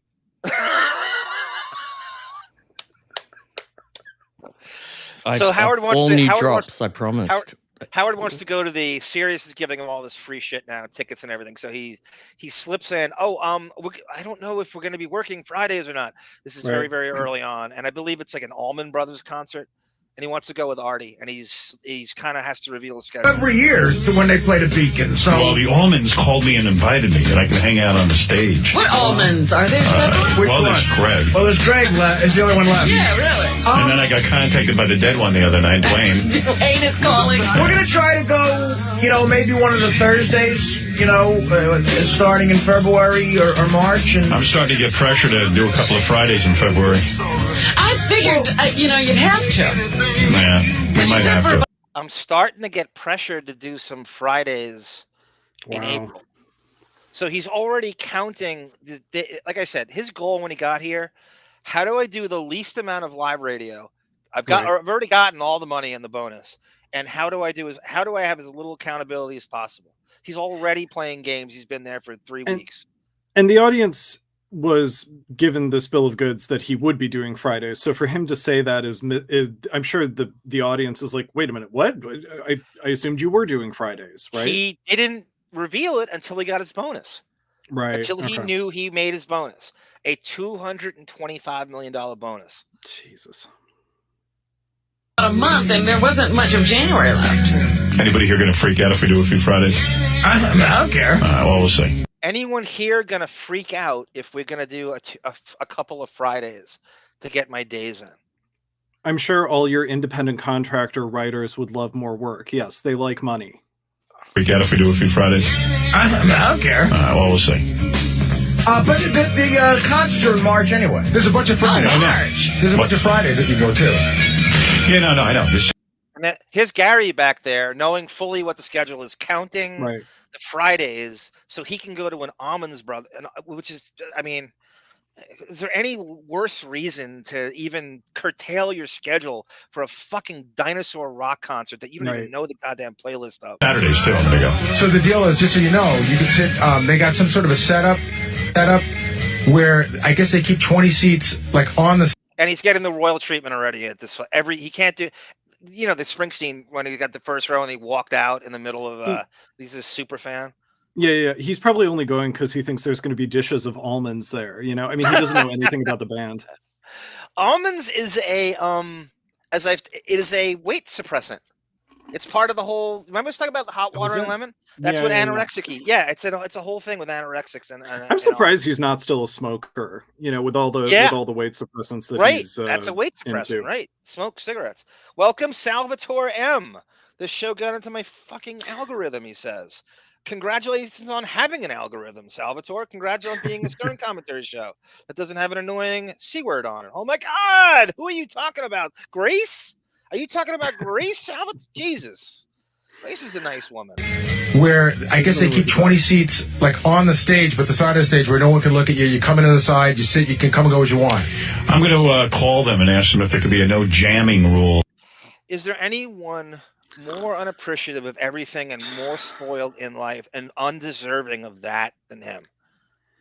That right, you get the VIP treatment to go to an Allman Brothers concert, and then you want to put more parameters on what you expect from their show that you have nothing to do with. I know he's joking, enough. But right, yeah. Look at Larry Mondello's shoes. Hi, Larry. Okay, and this is an actual caller.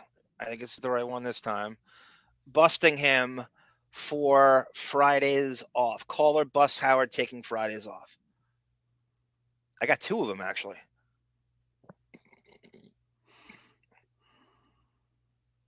Yeah, Howard, I was reading Alt and Howard Stern, and they say that you're taking off every Friday when you go to satellite. Yes, that's true. It's completely true? Yeah. Wow, I'm shocked. We have a... He has to admit it because it's now, I think Opie and Anthony and possibly Chauncey released it to the New York Post when they outed him. This is like December of 2005. That's great. So Chauncey just slamming him. Yeah. Completely true? Yeah. Wow, I'm shocked. We have a show that we're going to be putting on Fridays, though, that I think you're going to like. Okay, well, if I want to know, thank you. Okay. Yeah. Well, that's no secret. Well, no, it is a secret. It is very much a secret. Because the paper printed it, now you're acting like you don't care. No, you got your bonus. He's gotten his bonus by now. He knows he got subscribers. This is just before they go on. But also that's... Go ahead, Sorry, go I was just going to say that's how Howard downplays stuff. Is he makes it seem like this was common knowledge, so you can't like the fact that I did blackface. Well, that's common knowledge. You can't be mad at me for that. You know, that's always his method. Crazy Robin. Why didn't Howard run the jokes by John Hine instead? You kid, Crazy Robin. He's writing the goddamn. Why the show's so bad now? John Hine is writing him all the questions for his celebrity interviews. Yeah. And probably dialogue, as boring as he is.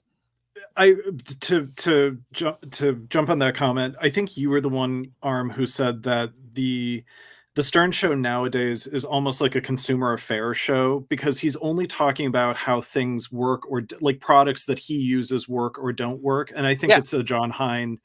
Like John Hine is trying out all this stuff, and he's giving, as you say, dialogue for Howard.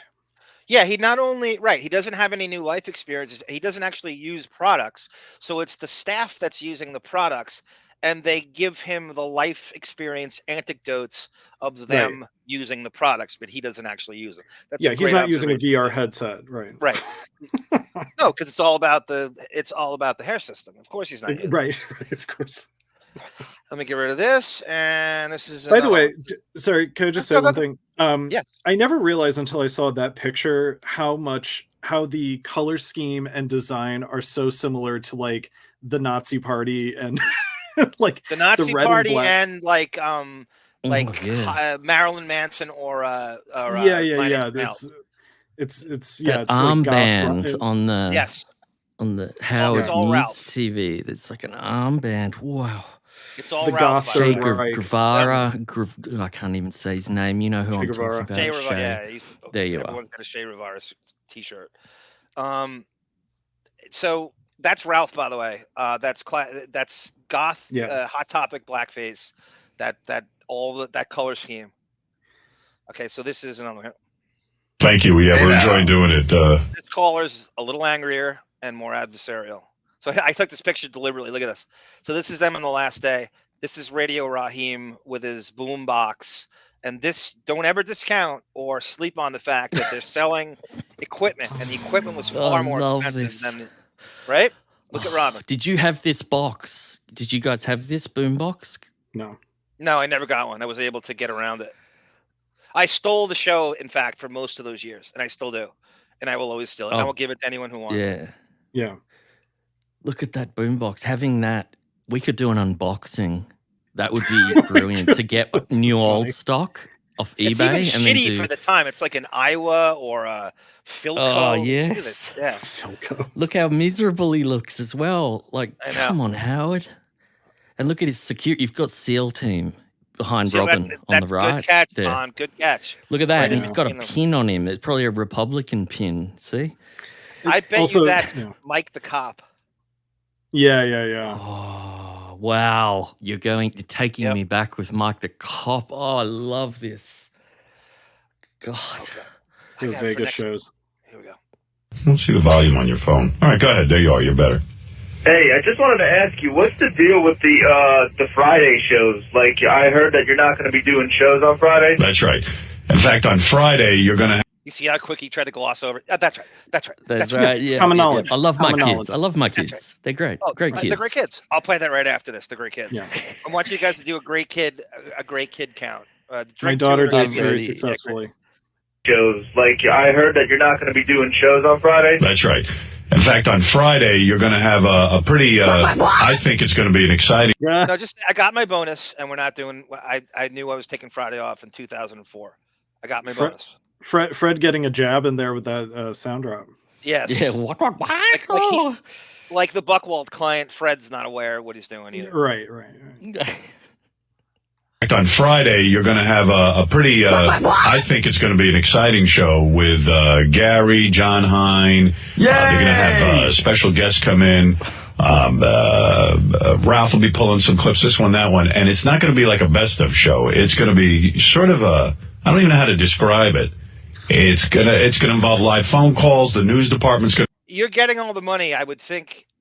You better know how to describe it. Yes. It only benefits you. You're getting all the money. You're firmly taking Friday off. Everyone else barely knows what's going to be happening. There's been a theme in the clips we've listened to tonight, and it's the I don't know how to describe it is the running. I can't describe it. I don't know. He's struggling to speak in like word clouds, and that you would see on word on clouds. I've never heard that. Oh, I'm getting a drop of that. Word clouds, John. I know. Word clouds.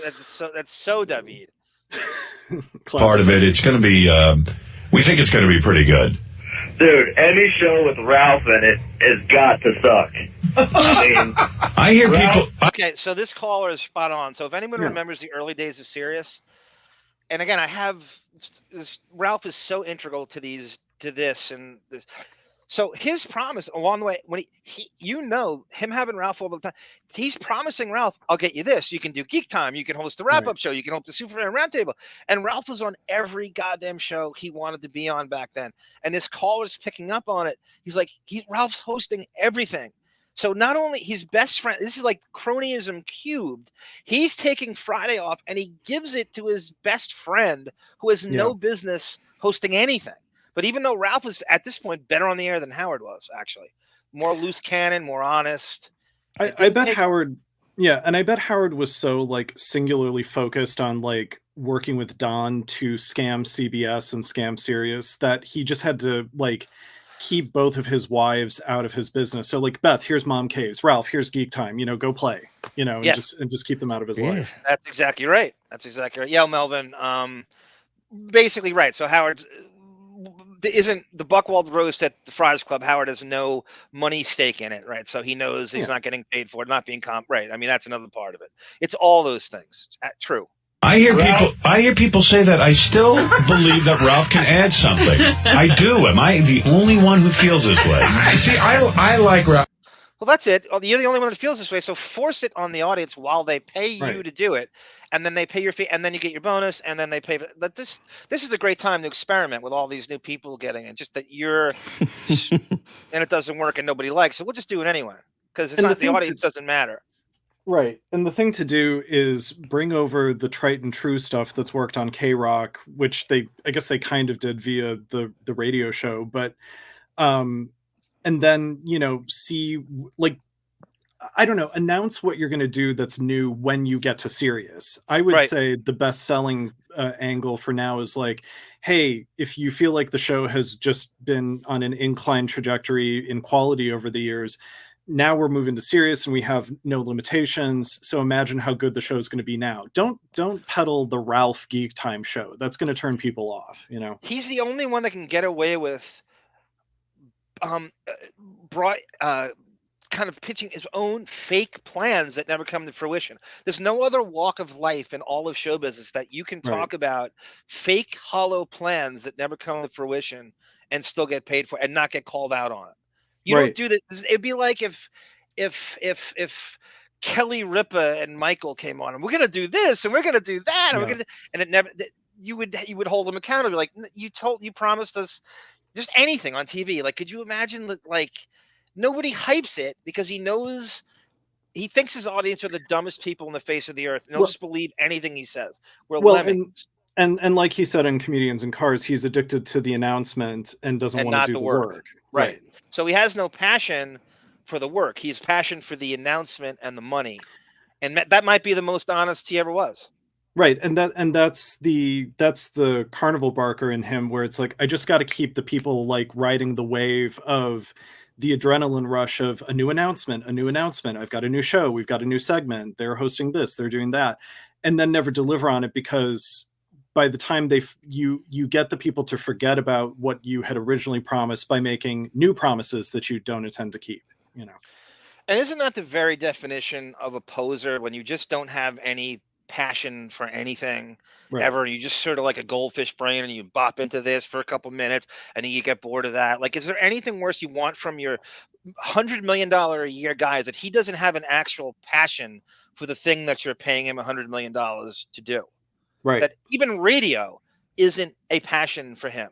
He has absolutely no interest in anything but the celebrities he can be friends with, the fame from it, and the freedom that it gives him. But the actual act of radio, he could care less about. Yeah. That's great for the listeners. Right. I mean, I think, well, yeah, you can go on. I have a very long theory on Howard's fascination with the radio, but we can talk about it another time. Well, go ahead, say it. No. Well, no, You're good. The basic, I think that the radio show is an extension of Camp Well Met. I think that Camp Well Met was where he got off on supplying of the other guys at Camp Well Met with jerk off material, so he could sort of like voyeuristically watch them, and that's the only way that he can derive sexual pleasure, in my opinion. So the radio show is kind of an extension of that, where he's bringing in strippers, one, because the Stern Show is straight for pay, and it makes money when they had like a TV presence, but also it's a way to be around the other men in the studio being aroused. You know, he loves that. He loves cucking men. He loves being a voyeur. So I think that's the only I think that's the only passion he has in his radio career, and everything else is just, as you say, star fucking and nothing else. You know? Yeah, I mean, the show is an excuse to live out his, not just, you know, gay fantasies, but proclivities and his indulgence. What is the show about? It's what this goldfish brain poser idiots wants at any given 30 seconds. It's not about anything. It's about what a goldfish poser wants from day to day. It has no substance. It has no bearing. It has no passion behind it at all. Yeah. And it's worse now than it ever was. So, and you're exactly right. And whether it's SIM cards or minimalism, he's going to foist it on the audience. Or chess. And his staff. Or chess. Or grilling asparagus. Johnny Bob wants to know, this is good. Would that pussy Depp ever sit in for a roast? Because we'll need his team of lawyers to make sure no one defames him. Well, I wrote. There's gonna be a Deppy Awards #2, and Sarah, Bon Jovial, and David are all gonna work on their different aspects of it, and I'm gonna do a monologue, and I will be roasting him during that. And if anybody wants to contribute, maybe a Depp roast is what we need on the Deppening, right? Maybe a full-blown Depp roast, huh? Yeah. We have submissions for that. That's a great We're doing it here. Why can't we do it on the Depp? Let's do our own Depp roast. Johnny, bye. You better send me something. If you better contribute. This is right up your alley. You and G Canada are the biggest Depp contrarians. I'll just read G Canada's hashtags, and that's his. We should get Tracy Jacobs and Ellen Barkin on the dais. G Canada's already writing his material right now. We're doing it. A Depp roast. We're doing it. Thank you. And you know who G Canada is going to try it out on is the Deptford wives in Germany or wherever he was harassing those people. Yes.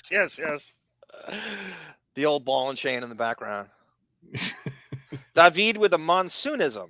Any way, shape, or form, says Brendan. Ha ha. Fuji Vice, you've done it again. Oh, the chatter monsoon? Okay. Yes. Okay. No, he means gorilla monsoon, not the not the gunk monsoon. He means the actual gorilla monsoon, aka the wrestling announcer and former. Oh, I'm being a stupid homo. I'm sorry. Okay. You were. That's okay. And now, wait a second. By the way, Pat Patterson is a stupid homo, not you. Exactly. Yeah. Yeah, Artie played golf with Trump and Eli Manning and said it was scary that he was smarter than both of them. God, Andrew Jenkins, that's a great memory you have. I forgot about that. I got to get that. That's a great call by you. We're getting more adjusted. We can get back to your songs. Bakersfield Philly. Baker Street, isn't it? Baker Street, yeah. I'm looking at George trying to interpret what this is all about. Yeah. I used to hate Ralph on there, but I like him on there. But I did see a note. Ralph is really doing every show now. Yeah, I know. Yeah, it's like the Ralph chapter. They're going to change it to Ralph 100, Ralph 101. Yes, because he is in every show. Well, you just call into a few. Yeah, Ralph was. I heard him on Bubba's show during the Jessica Hahn bit. Right, he filled in yesterday for me in the after show because I had to do the meeting. He's always on the news. Yeah. He filled in for me on the after show because I had to do the meeting. Why isn't Howard at the meeting? The guy Yeah, who's getting right. all the money in the budget, and they have half the Sirius compound dedicated. Why isn't the co-partner at the meeting?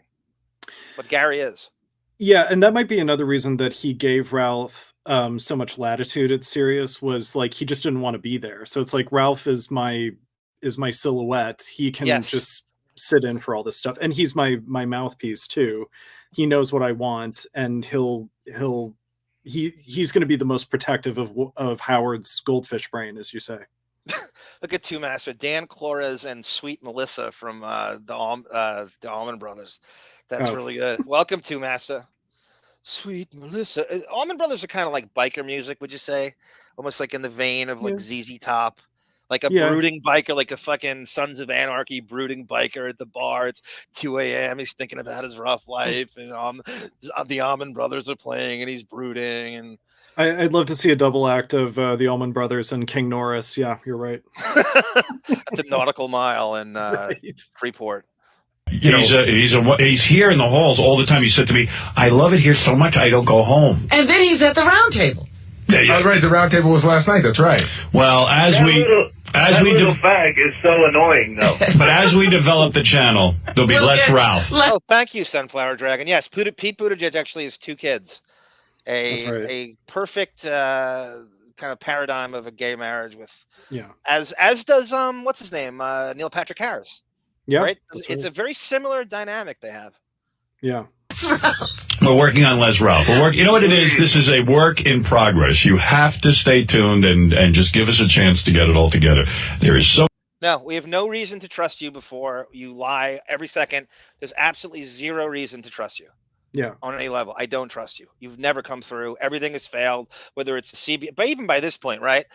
Doomsday, Rock and Roll High School, Porky's, Robert Show, Son of the Beach, everything has failed. Everything. Channel 9, the CBS show, what a debacle that was. Oh. We have no reason to trust you on any level. David is beyond talented, says Crazy Robin. Bon is a creative and loyal man. Yes, he is. Thank you, Crazy Robin. So much being done and so much being developed. I can't even begin to tell you what we're busy with. But look, Bubba's doing well. Thank you, Melvin. Dan Flores, basketball, a love story. That's exactly what I saw. Thank you, Melvin. See, all the fans are enjoying his show. Our show is certainly being pulled together, and I'm very pleased with our first week on the air. Okay, so there's him lying again, getting busted for the Friday thing. Thank you, Opie and Anthony, for busting him to the New York Post. He would not have. It's amazing. Like, I don't know if he would have ever brought it up if they didn't bring it up in the Post. Like, I don't think he would have ever. That's his move. Don't bring it up. Don't talk about it. What was their what was Opie and Anthony's connection to, like, was Mel Karmazin still kind of overseeing Opie and Anthony, or no? Did they share someone in common at that time, or were they totally separate entities? Opie and Anthony they got fired in 2002 for this really just kind of dopey Sex for Sam thing they did. It was really a dumb thing. Like, should they have gotten fired? Yeah, maybe. I don't know. But it was a stupid stunt. It was a horrible reason to get fired. Like, to go out on that is like to go to the wall for. It's just stupid. It's like just Neanderthal lowbrow horseshit. Who gives a shit? Like, I so don't find it funny. I don't care. And to get fired over that is so they get fired. They get paid out for 2 years in a row. And that's Howard's fantasies to get paid for 2 years, which I believe he was trying to do all along in 2004, that they would fire him and pay him, and then he would just roll into Sirius. I think he was trying to get fired. And so they get picked up by XM in 2004. XM is so underdeveloped, and they really have free reign to just shit on Howard, which they weren't allowed to do because Karmazin was the boss, the boss of boss, when they were both mutually owned by the same CBS company when he was at K-Rock and they were on WNEW. So Karmazin was telling them, you're shitting on the star quarterback for Infinity Radio. You guys are, defensive free safeties, and you're shitting on the quarterback. And that's how he put it. And so they put a gag order on him. They brought up Howard's kids all the time. They were shitting on, and then when they got to XM, it was, they could do whatever they wanted. They could do whatever they wanted. And then Howard came into Sirius, And they're like, we went to satellite first when we were forced to go because you got fired. And Howard's coming in there in a much more magnificent kind of glorious way. And but they shit on him from 2004 really on. They had no restrictions on him. Then they actually took over for him after David Lee Roth got fired. They ironically sat in his seat, which is a good thing. So I think weird. I don't know. We could do a show on like his replacements all over the markets and stuff, and David Lee Roth, and then Opie and Anthony, and Corolla on the West Coast. Corolla's show is good. Corolla's show is pretty good. Didn't Dee Snider take over for him at some point too, or Dee Snider was in Hartford. He took over his Hartford show.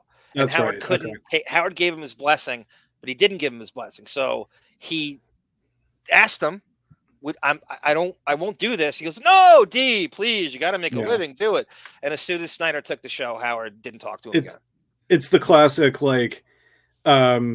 it's the classic stuttering John wanting to leave thing where it's like, you should know what I want. Yes, you should read my mind for me. And I'm not gonna, and I'll fight my battles off the air with all my high-powered agents and all the executives who stick a fork. This is, Brendan, this is all Gorilla Monsoonisms. Stick a fork in him. His elevator doesn't run all the way to the top. Highly unlikely brain. That's Bobby Heenan. Can I tell my favorite Bert Kreischer story real briefly? Bobby Heenan drops for Brendan. I swear to you, I'm going to get that next time. Hey, what's up, guys? Sometimes I go to war with the Deppening comment.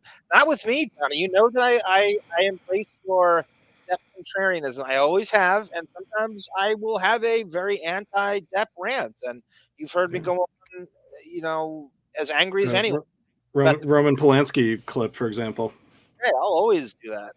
I will not compromise my moral compass, which is I have the moral compass of Captain Steubing, and I will not compromise my integrity either, like George Costanza. The midlife crisis is the work of Howard. Oh God, we got to do that. Bon Jovial and I bonded over the midlife crisis. Yeah, I remember hearing that in the World's Meanest Listener, which I thought was very good. Okay, the next thing. Here's Emily. Here's Howard on Larry King promoting Sirius, and he's forced because Opie and Anthony again had people infiltrate Emily Stern's gay play. I mean, Jewish play. Midlife crisis. And Howard on Larry King. There was some ice sounds then, John. Do you want to show them that you've got real ice? Because sometimes they believe you using sound effects. Yeah, there we go. You can't fake that sound, right? You cannot fake that sound. Okay, here's Howard talks to Larry King about Emily because he's forced to, because Opie and Anthony had fans infiltrating her play, and they recorded it. You're talking about ice porn. Sorry, John. Continue. Emily Stern. Sorry.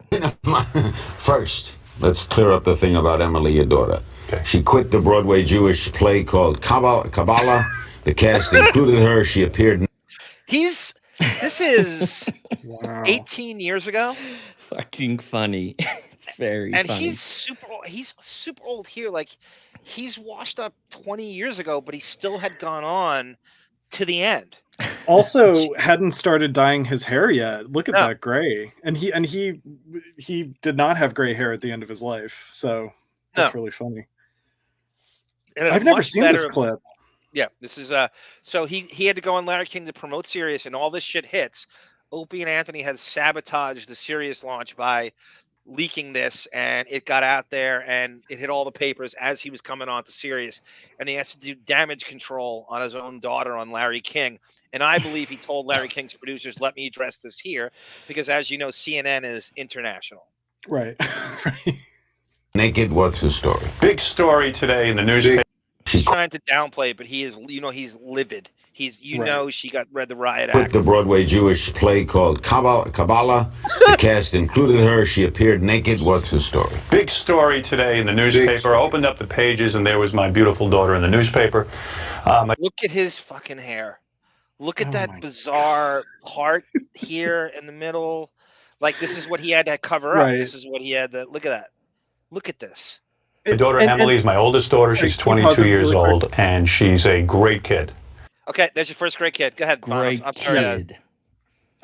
Sorry, I was just going to say, it's a completely different texture than it is now. It's so much more curly now. The wig that he has now. This is so much. It's bigger curls, I suppose, but it's not as. It's a completely different texture. God damn, that's crazy. Yeah, the texture's different. Right. This is adamantium. The other one is vibranium. Holden, welcome, Holden. This is so crazy. He has to address this to Larry King, and Larry has no idea. This is so. No one I don't know why people don't know this. It's not this. This is kind of one of these underrated little things that happened in those years. My daughter Emily is my oldest daughter. She's 22 years old, and she's a great kid. That's your first great kid. All right. Yes. Okay, so that makes Emily 40 now. Doing the math backwards. 41. She's just about 40. 41? Okay. Yeah, birthday's in May. She's 41. She just turned 41. She's still a young. She's still young a great kid. gal. Great kid. Yeah, great She's kid. 41. She dates very successfully. Like veal. And she's an aspiring actress, and I'm extremely proud of her. And she, she's 22, in charge of her own career, and it's certainly gratifying to me to see her doing. You see, if Larry had any balls, he would go, or knew the show, he'd be like, what career? What career is that? Yeah.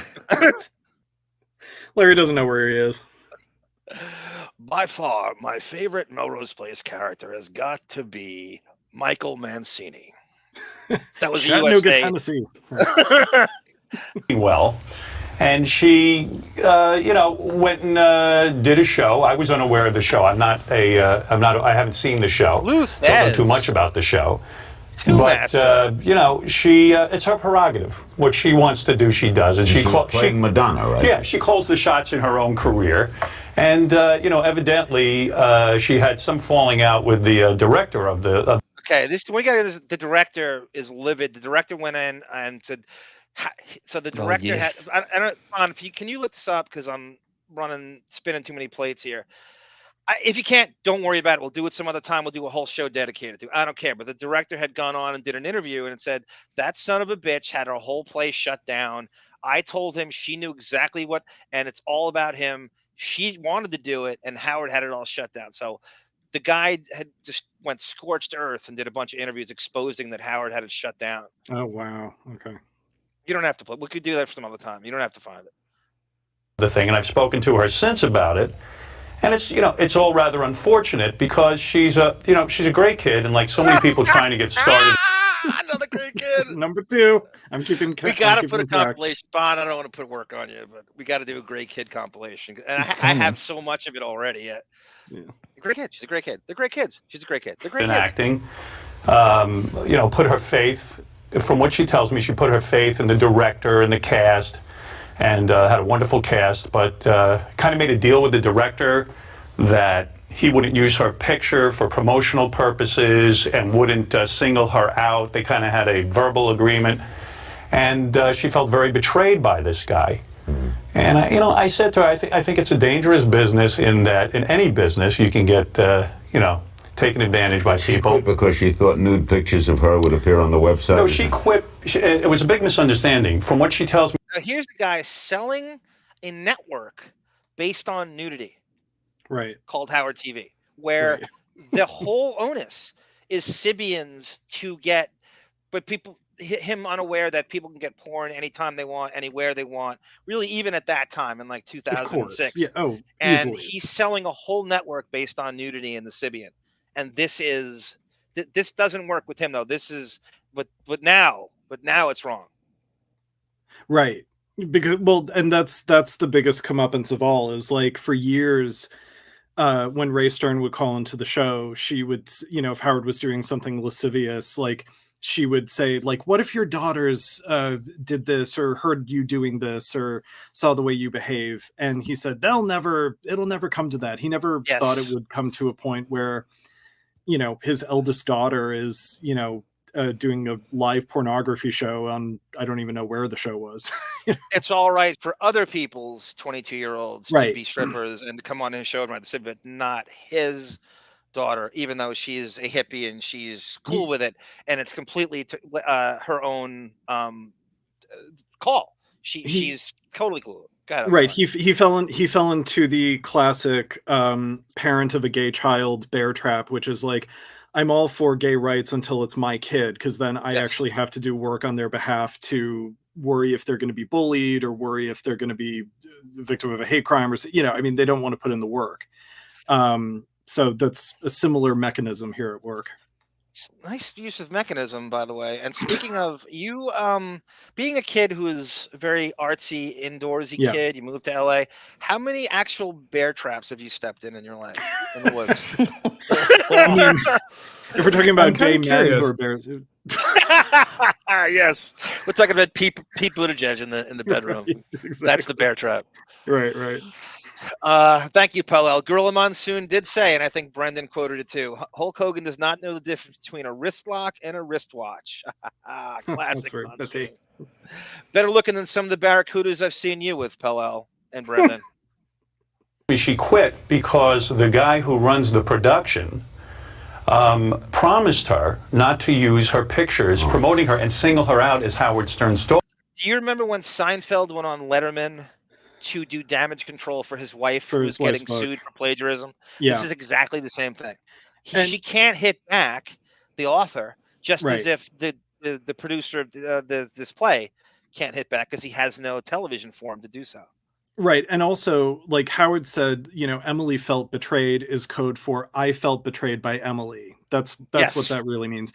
And what Jerry's appearance on Letterman was so much more incendiary than this. He was so brutal to this woman who wrote a cookbook that Jessica Seinfeld ripped off, Howard's showing a little bit of restraint here. I mean, he's lying, but he's not being defamatory or anything. Brutal, and in fact, you couldn't be more right. And I think you hit the perfect word, incendiary. Maze and an emphatic stroke of Byzantine whimsy. Oh.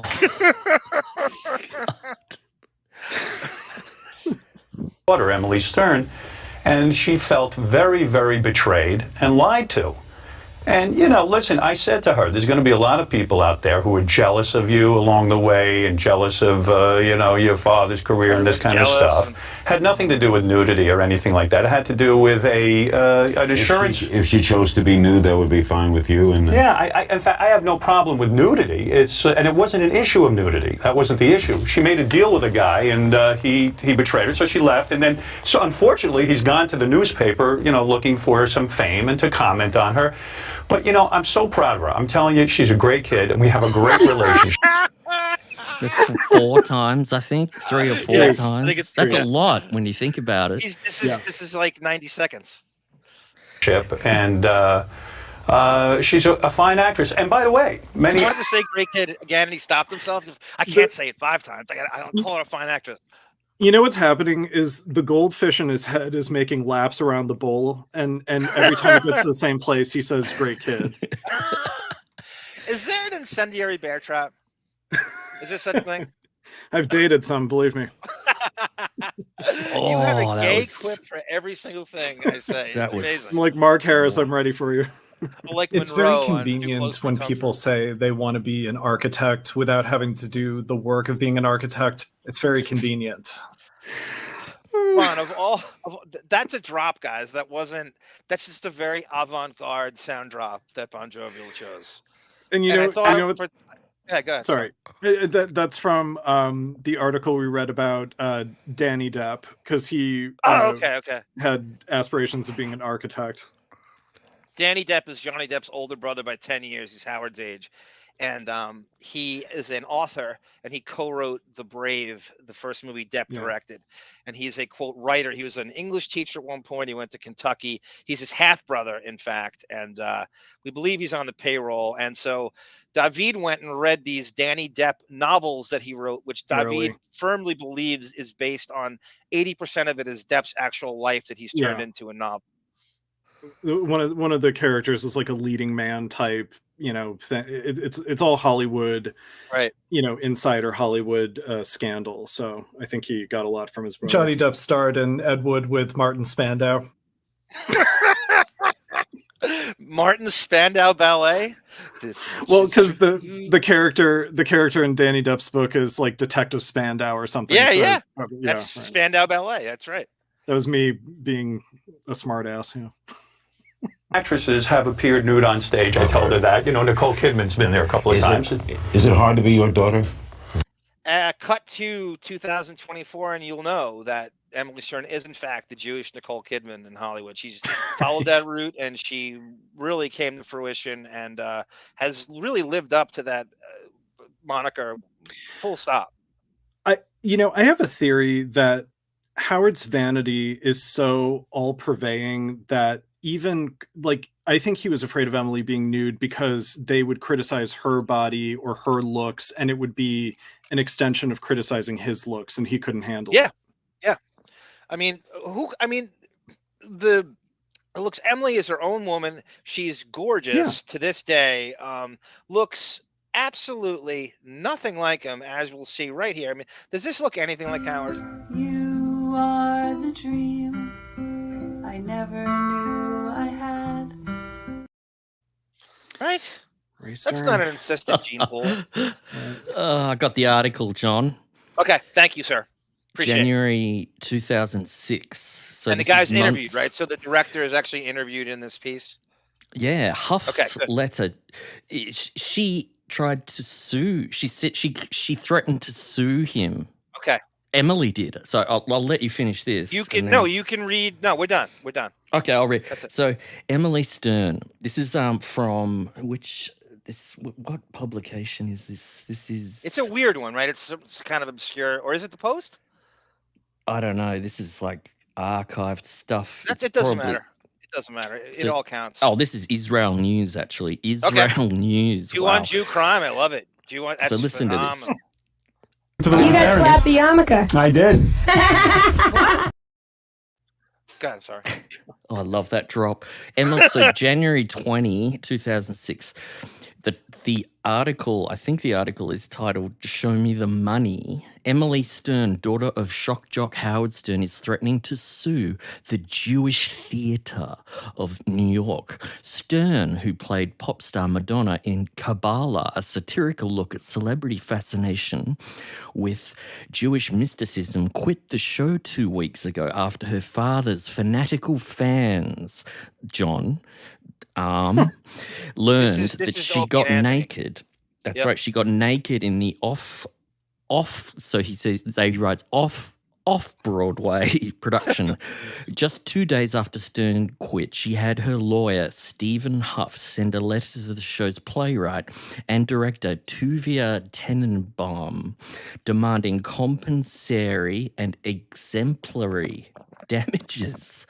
Huff's letter charges that the theatre, with exploiting Stern's photograph for commercial purposes without obtaining Miss Stern's written permission. In the letter, Huff demands compensation for acting services obtained by you without the compensation required under federal and New York state employment laws.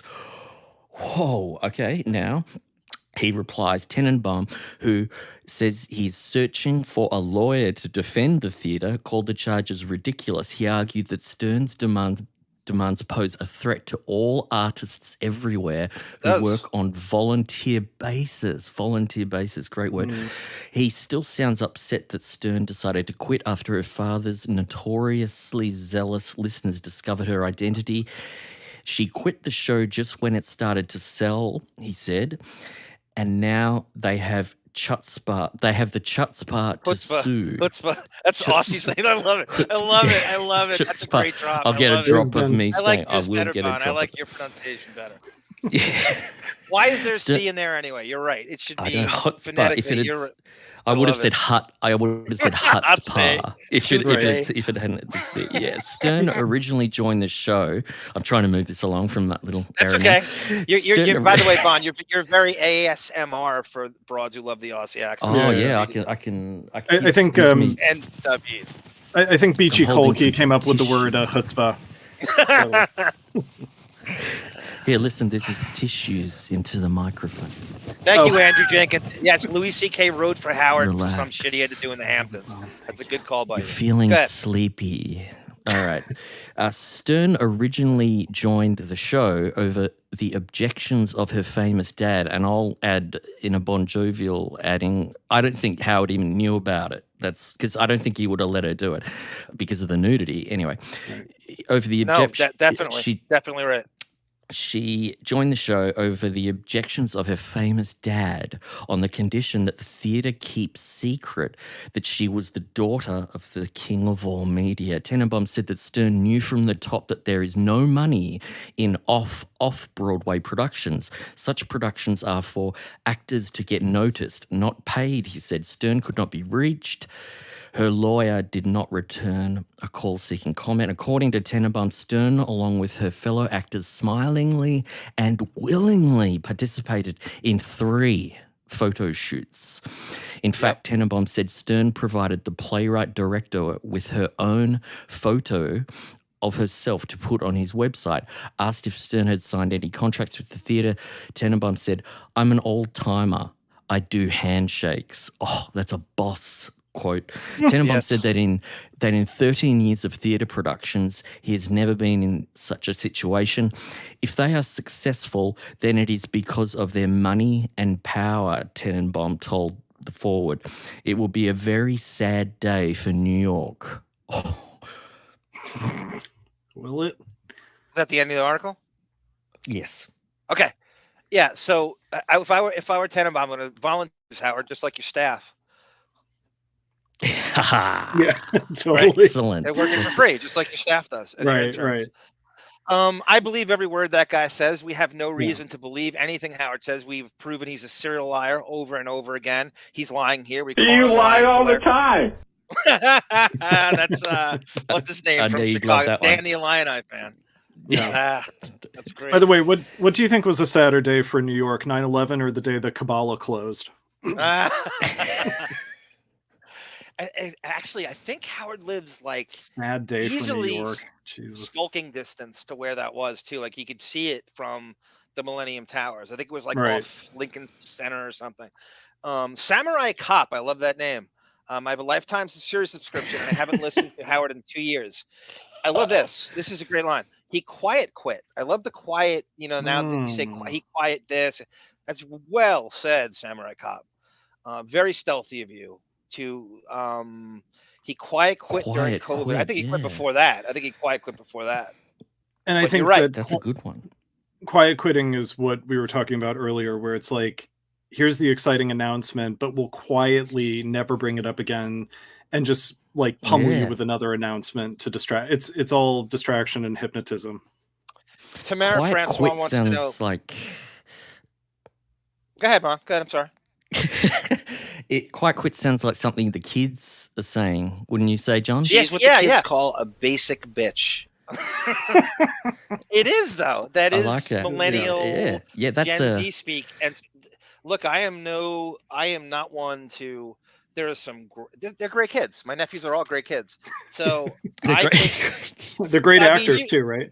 I mean, you must hate that your generation gets criticized in the way that it does, and I can't stand it because I mean I know some are way smarter than I was, way ballsier. I'm watching like parkour videos now where kids are doing parkour.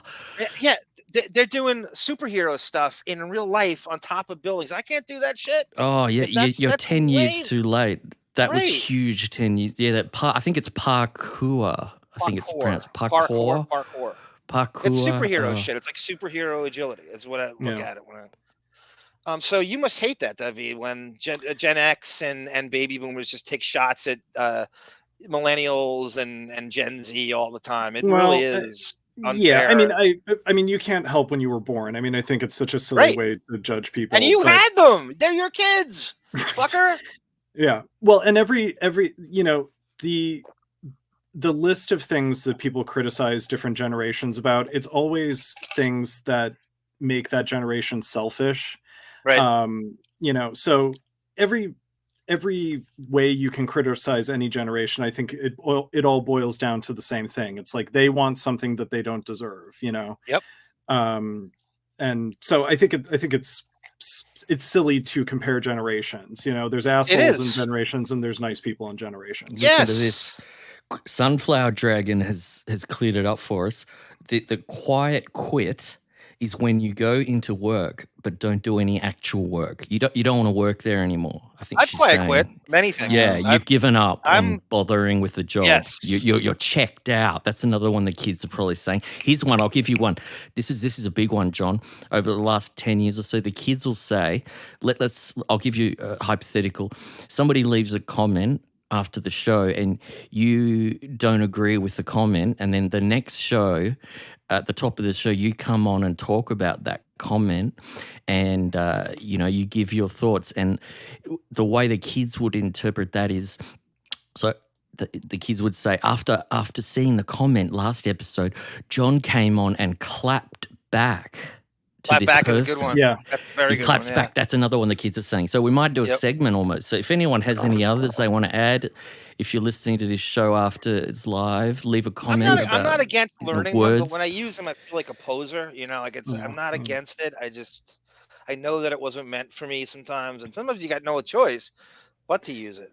Yeah, and it forces, the older you get, it forces you to like phase out your own generation's like lingo They're and not going to get buzzwords. right. Right. Yeah. No doubt about it. Where did we get quiet quit? Was that you, David, who said that? No, it was Just in a comment now? from someone. Oh, It okay. was Samurai. That's fantastic. Samurai It's a great Cop term. said it. It is a great I'm term. gonna use- I'm the it's good. Meryl Streep of quiet quitting in everything I do. I never make it. I don't want the party. I don't want to let you know. I just don't come in. I just stop coming in. Yeah. I just and phase out. And it's like what some people will do in relationships where it's like they don't have the balls to break up with their partner, so they just kind of become like vacant and not available to their partner emotionally, and forces them to make the move to break up. You ever hear the artist term? A lot of like great rockers would use this. I think Kurt Cobain. I don't know if he meant. Actually, I don't want to say. Maybe he did say it. I don't know. It's better to burn out than fade away, or better to fade away That's than burn a out. Neil Young. It's a Neil Young lyric. Yeah.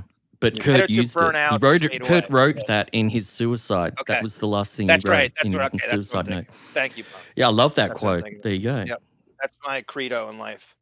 Believe me, no one burns out more than I do. So it's part of my mental illness, I think. Yeah, there's a burnout capacity. It's not a clinical term, but burnout should be in it. And it's definitely linked to depression and kind of just like, I think my napping is, I think it's 50% burned out on something. My brain at war with itself, and I just shut down and go, I got a nap. I got a burnout nap. Oh, I mean, it must be physically exhausting after a while, just the mental gymnastics that you're going through. And yeah, it probably renders itself physically. Nice use of render. And I think you people go through some gymnastics of your own. As a matter of fact. Yeah. But I don't think you. I think things aren't so bad. I'll give you an example of why they aren't so bad, John. And I don't want to brag, but I'm friends with Lori Singer on Facebook. That's kind of recent too. Didn't I say that like last year or something? That's when Maybe. I am. I'm friends with Lori Singer on Facebook. So things could be worse. I mean, things could be worse. You're right. It's a good You're way to look at it. Oh! I'm also friends with Ramon Estevez, not Emilio, not Charlie Sheen, not Martin Sheen. Ramon Estevez. He's the Frank Stallone of the Estevez family. Sarah Jessica Parker popped up on my TV. I swear to God. Listen to the audio on that. That's my Commodore 64. That's a toilet brush she used to use as a mic. Yep. Sorry, David. You're turning into Mark Harris, getting all the family members of the famous people now. I can't even get Emilio. I got Ramon Estevez. Look at G Canada. Speaking of outdated nomenclature, up yours arm. Who's like? You ever see Australian. Italians? Oh, Italians that's what we do that say thing in where Australia. They hit the elbow and they go, oh, and the fist comes out. God, G Canada. I don't even want to read the rest. All I saw was up yours. He's bragging about going to an Allman Brothers. Yes, you've out testosteroned me again, G Canada. You always do. You always will. You are the manliest of men. I know. The show died when Artie left. Yes. Okay. So, one of the things they did to get subscribed, they did this thing called the cliffhangers. And as you know, when they in 05, they go, "Oh, we're going to reveal our cliffhangers to get you to subscribe." And so what I have here is one of the cliffhangers, the cliffhanger they don't want you to know. And this was deleted from all audio and video. And we've played it on Gunk before, but you can't beat this to death enough. This is Howard. Everybody on the staff thinks he has hair plugs and a wig, including Howard TV. And this was edited from everything. And I have it here. What did I call it? It's come on, Buchwald and Champagne Hour, dress conference. Come on. Ralph and Howard wants to intern jab. Howard talks, we pretend some Fridays. Okay, Revelation. Here we go. I mean, it's just going to be endless. Go ahead. I got to ask this question.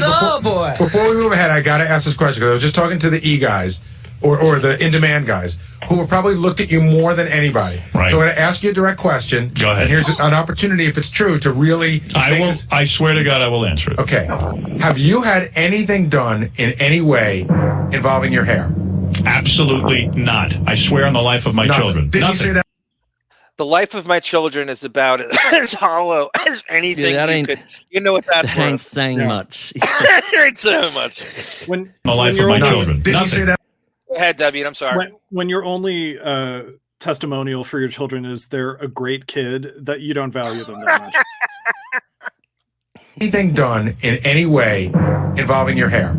Absolutely not. I swear on the life of my children. Did you say that before with his nose? What did you think No, I never swore on the life. So Gary doesn't believe him. Fred doesn't believe him. Fred just goes, "Didn't you just say that with your nose?" So we can't trust anything. And you'll find out that Robin doesn't believe him either. Right. And this has been scrubbed from everything. And thank God I have this. Yeah. Thank you, Boff. I think. Did you say that before with his nose? What did you think No, I never swore on the life of my children. They seem to think that something went on with your hair. Really? Yeah. Like what? Like a hair transplant? Well, I guess they said that you used to have your hair. I don't even color my hair. And it was sort of high, and then that went away, and then suddenly you had more hair or something. I swear to you, and Robin, I swear, I have not done anything with my hair. How can we believe anything? I haven't even colored it. You can see gray. How can we believe anything you say at this point? I'll be quiet. You lied to us so often. You used to have a part in your I had a part in my hair? Listen to this. Nobody believes him. This is what they really feel. This is 06, and they all think and without question, we've heard from Stuttering John finding the hair grow shampoo in his shower. There's something going on. And him at the whatchamacallit, the Pharrell transplants, and we have all sorts of proof. And the staff doesn't believe him. I wonder what circumstances surround the show that make like Robin, Gary, and Fred's level of kiss-assness different, that they're so kiss-assy when he gets hired for America's Got Talent, but they're not afraid to kind of give him pushback about his hair in a really strong manner. They're not even being mild about it, Because I think they know him well enough that this is his brand, and this is the vanity to him is the most important thing after money, or maybe before money, somewhere in unison with it, is the most important thing to him. And when you poke at the vanity, he thinks he's been convinced and tricked by Ralph and everyone and all his lemmings and all his acolytes that he has this rock star cool factor or something. He thinks he has some kind of dinosaur rocker charisma. So when you just can't polish this turd, what do? You start looking like these old ugly ass dinosaur rockers who are with chicks way too hot for them simply because they're rock stars. And he has now fooled himself into thinking he's a fake rocker. And so part of that is your hair is your entire identity. Yeah. And that's the most sensitive thing. We all know, everybody knows it's the most sensitive thing to him. So poking at it, that is his Achilles heel above everything else. Look at this picture, John. I've got a good one here that I don't know if you've seen this one of his head. Look, it's crazy. Look at where I'm going in, and tell me, can you see scalp just here? No. Has anyone ever seen a hairdo like this on anybody they know in their life? And I'm just anyone. That's scalp. You'd all agree. So and that he's telling the hair system, the process, put some calculated grays in there to make it look dignified, and just give me a little bit of a salt and pepper thing. Every follicle is manufactured. And also that area that you're circling, Bon, I bet he has like the best wig maker. Yeah, I bet he I bet he has the best wig makers in the world, where it's like makes the netting look like flesh, you know. Do you know how wealthy he is? Oh, I love that. Right. No, you're right. You're right. I don't think we can grasp how wealthy he is. He's beyond a 1%. He's going to get the best of the best of the best in the business. And all his friends have hair plugs, whether it's Will Arnett or Kimmel's hair is ridiculous. Do a juxtaposition of Kimmel's hair now versus what it was on the Man Show. It is ridiculous. God, it looks like an animal's coat. Right. And I think in Private Parts, he is wearing a wig in every single scene. I mean, obviously, because it's different periods of his life, but even when it was like the present day Howard, I think he got really into, I feel like there's clips of him like talking about getting really into being at the wig department at Paramount or trying on wigs or something. Oh yeah, So, John, he kept it, didn't he? He kept the wigs on Private Parts. Why would you keep him? Why would you keep him? Because it weird. worked. Because he thought he was cool and it worked. Exactly right. Right. Often. You used to have a point. I want to say thank you. Yes, Josh Foster. Thank you, sir. Yes, Lloyd Daniels was a New York City playground virtuoso. He was 6'8".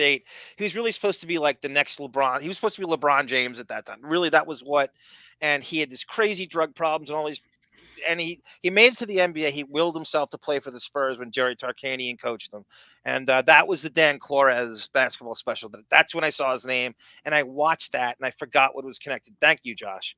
Because I watched that special, and I saw Dan Flores' name in it, and I remember going, what the hell? That's Howard's publicist. I had a part in my hair. You and your fake chin. Hey, Gadget, come in and help explain. Too often. Great. We believe I swear. I listen to Rob and go, no, how can we believe anything you say? You lie to us all the time. I have not done anything with my hair. How can we believe anything? I haven't even colored it. You can see gray. How can we believe anything you say at this point? I'll be quiet. You lied to us so often.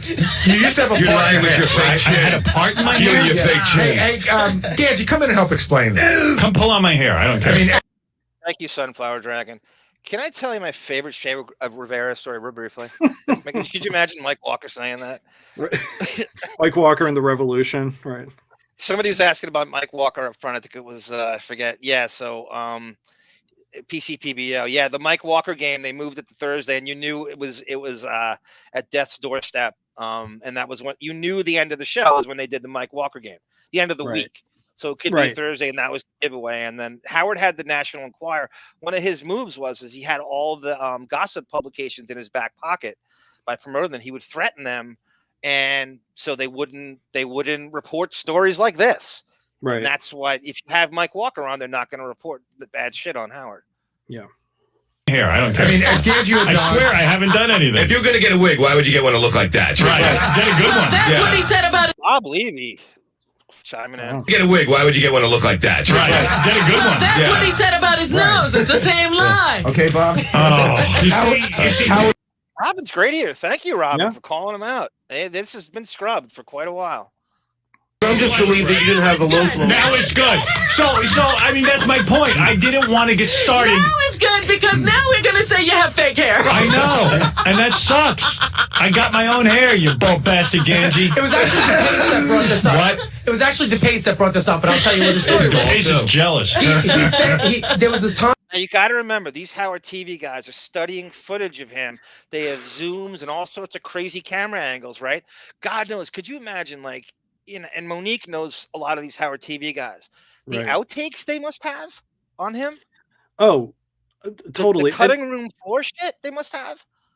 Also, I think it's very convenient that every Howard TV employee is bald, so that if they're the ones with the access to the cutting room floor footage, so if they ever confront Howard like this, he can just throw it back in their face and call them bald and derail the whole conversation. You're looking at like this footage. Your job is to cut it down and edit and distill it down to its best. And they're looking at his hair, the whole filming of it, the whole rendering of Howard TV is all about his Streisand angle and the hair. So naturally, they're going to be staring at his hair all the time, going, "What the fuck is it? Is that a zipper on the top? Is that a key slot? Is that netting? What is that?" Well, Wouldn't you wouldn't be able to look away from it like Medusa. Right.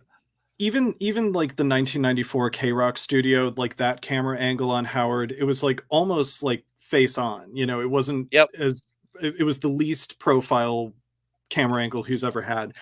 And there were times where it's like, yeah, you could see there was a part in his hair. And the other thing too, with the 94 K-Rock studio is the crazy eyes. Like the amount of crazy eyes, like, you know, darting back and forth that they probably had to be subjected to. I can't even imagine. Yeah, that was his nickname. The Howard TV staff, that was his legit nickname between them. They called him Crazy Eyes. I'll tell you what the story was. Ace is jealous. He said there was a time where you had a part in the middle of your hair, and that Tony used to do something to fix it. She used to color it. Yeah, she used to glue more hair on. And that since that. Wow, look at Fred. He used to glue more hair on. See, Fred and Robin have come to life. I don't know. Yeah. And of course, it's been scrubbed. Yeah. That went on for like maybe 6 months to a year. And it went on for a month. Here's what happened. It went on for a month. It fixed itself. I said, I have a full head of hair. I am not going to sit there and scratch my head and get black all over my fingers. I said, don't do that anymore. Now, it might be your perception that I've done something, but I haven't. The only thing I've done is fix that hideous. What are you coloring it for then? What do you so a part is not no human being doesn't have a part. Who doesn't have a part?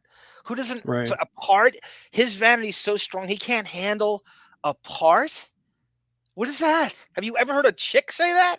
Not even a broad would say that. I've never heard anyone claim that a part in your hair is part of a bad hairstyle. You know, I had never heard anyone say that. Hump in my nose and the liposuction under my chin. You have so betrayed us over the years. Oh, I hate you so much. I used to really love you, and I don't anymore. Remember I hugged. They don't believe him. They don't believe him.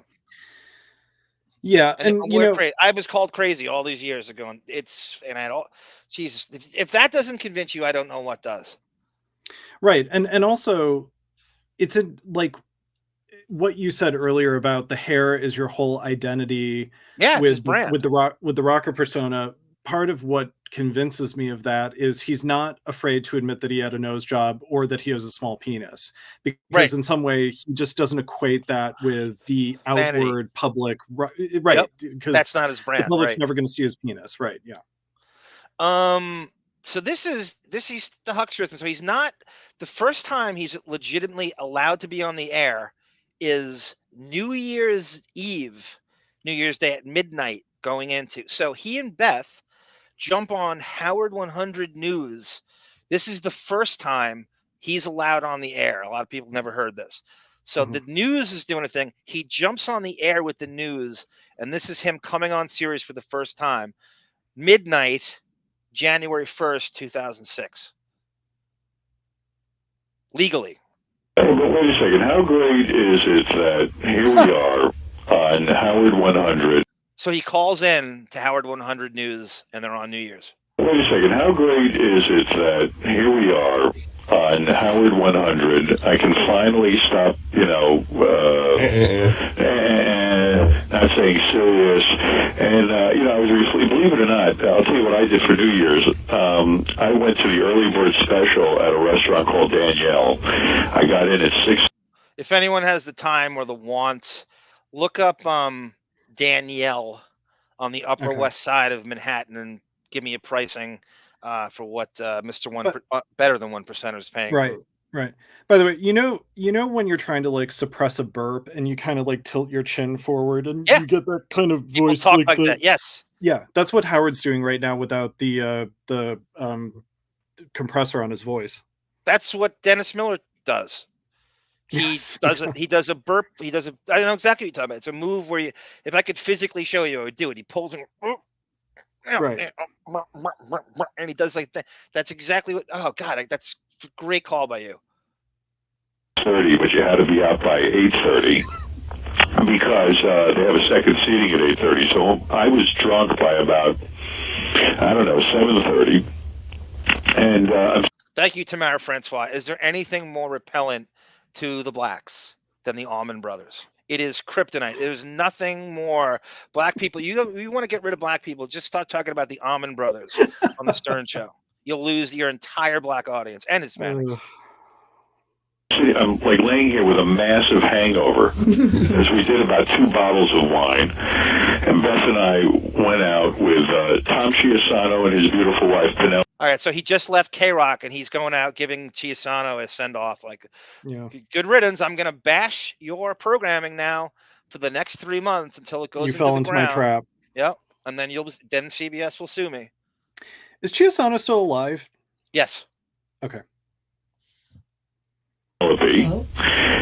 Tom, of course, the general manager of our old radio station, and we had a smoking good time. Honey, come here and say hello to everyone on Howard 100. Well, of course, Beth has to come on. Two Masters, right. Initially, one of the fake lies was he was going to have, we heard this in our other show, I think 2 shows ago. He said he's going to have 3 channels. There's going to be 3 channels. Right. Is it Mrs. Stern? Are you guys married? Mrs. Stern, come over Lisa here. G. Are they married? Lisa. Lisa's whole thing is, her subtext behind everything she does is, you will dump Beth, and I'm going to be your next Jewish wife. I'm going to move in. Yeah, I'm going to move in. That's what she's hoping. I think the reason she did the Beth engagement ring story, or the necklace story, was just because she wanted to see what she thought she was in for when Howard dumped Beth. No doubt. No doubt. She needs to see that lifestyle because she's next. She really believes that marriage is going to disintegrate, and she's going to jump in Beth's grave. That was her plan, without a doubt. Is it Mrs. Stern? Are you guys married? Mrs. Stern, come over here. Mrs. Stern, did he say that? Honey, come over here. Come here. Come near me. I know she's been sleeping. Come here and say hi to everybody. Happy New Year. Happy New Year. That's so sincere. Okay, Sarah, I get the hint. I have to do the Mark Harris business. She's been yapping at me in there. You broads and you yapping. She's right though. I should have done this earlier. Vinny, it's Mark. Dearest viewers, a new month and a new show. If able, please donate to the Arm Fund, which is how your host gets paid. Super Chat, Venmo, Cash App, or memberships. It all counts. We'll all go. Now put your face in the buttermilk and take a sip. Oh, I love the knee. Welcome to a new arm venture. How do you keep the music playing? How do you make it last? How do you keep the song from playing too fast? Like and subscribe and list your race, please, in the chat. List your ethnicity and race in the chat. Thank you. Please like and subscribe. And you heard it. Anything you can contribute would be fantastic. I'm a great grifter. I'm really so myself. I'm not exactly Howard on. Go ahead, David. I'm sorry. Social security numbers in the comments, please. Thank you. Yes. Happy New Year. Happy newlywed. Well, we're going to give you a big exclusive. Married couple. No. We're going to give you a big exclusive now. I'm going to make love to her. Since she's asleep, what I'll do is I'll just... This is what a beard does, right? You got to prove how horny you are all the time, and you're making love to your wife, and we all know it's true. Take this thong off. Honey? What? I'm just going to do... Thong is heterosexual blackface, isn't it? Yes. A guy pretending to be hetero would say thong a lot. I would say back then it was a big word, thong. I remember I had this thing of like, Beth was designed by like a gay Dr. Frankenstein to like, this is what straight men like in a woman. She's blonde and tall and nothing else, you know. Yeah, Karmazin went to Sirius with Ross Zapin, as a matter of fact, right? All Howard Stooges, right? That proves you do not have the power to get those guys executive failing up positions unless you're a partner. That's just, I mean, that should be just proof alone, right? Right. Like Ross Zapin, you couldn't fail up more than that guy does. Oh my God. You right on the air here. Come on, baby. For New Year's. That'll be revolutionary. They'll write about that in the newspaper.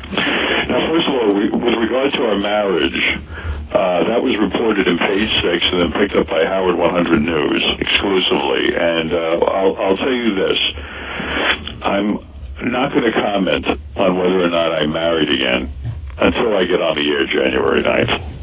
Because that way Everything is a grift. Everything is subscribers. Yeah. Now he's now legally allowed to be on Sirius.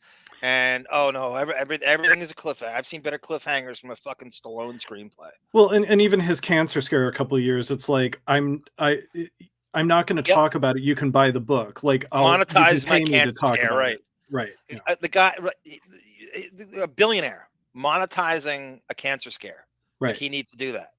It just doesn't get any worse than that. Yeah. Will build speculation. I will tell you though that.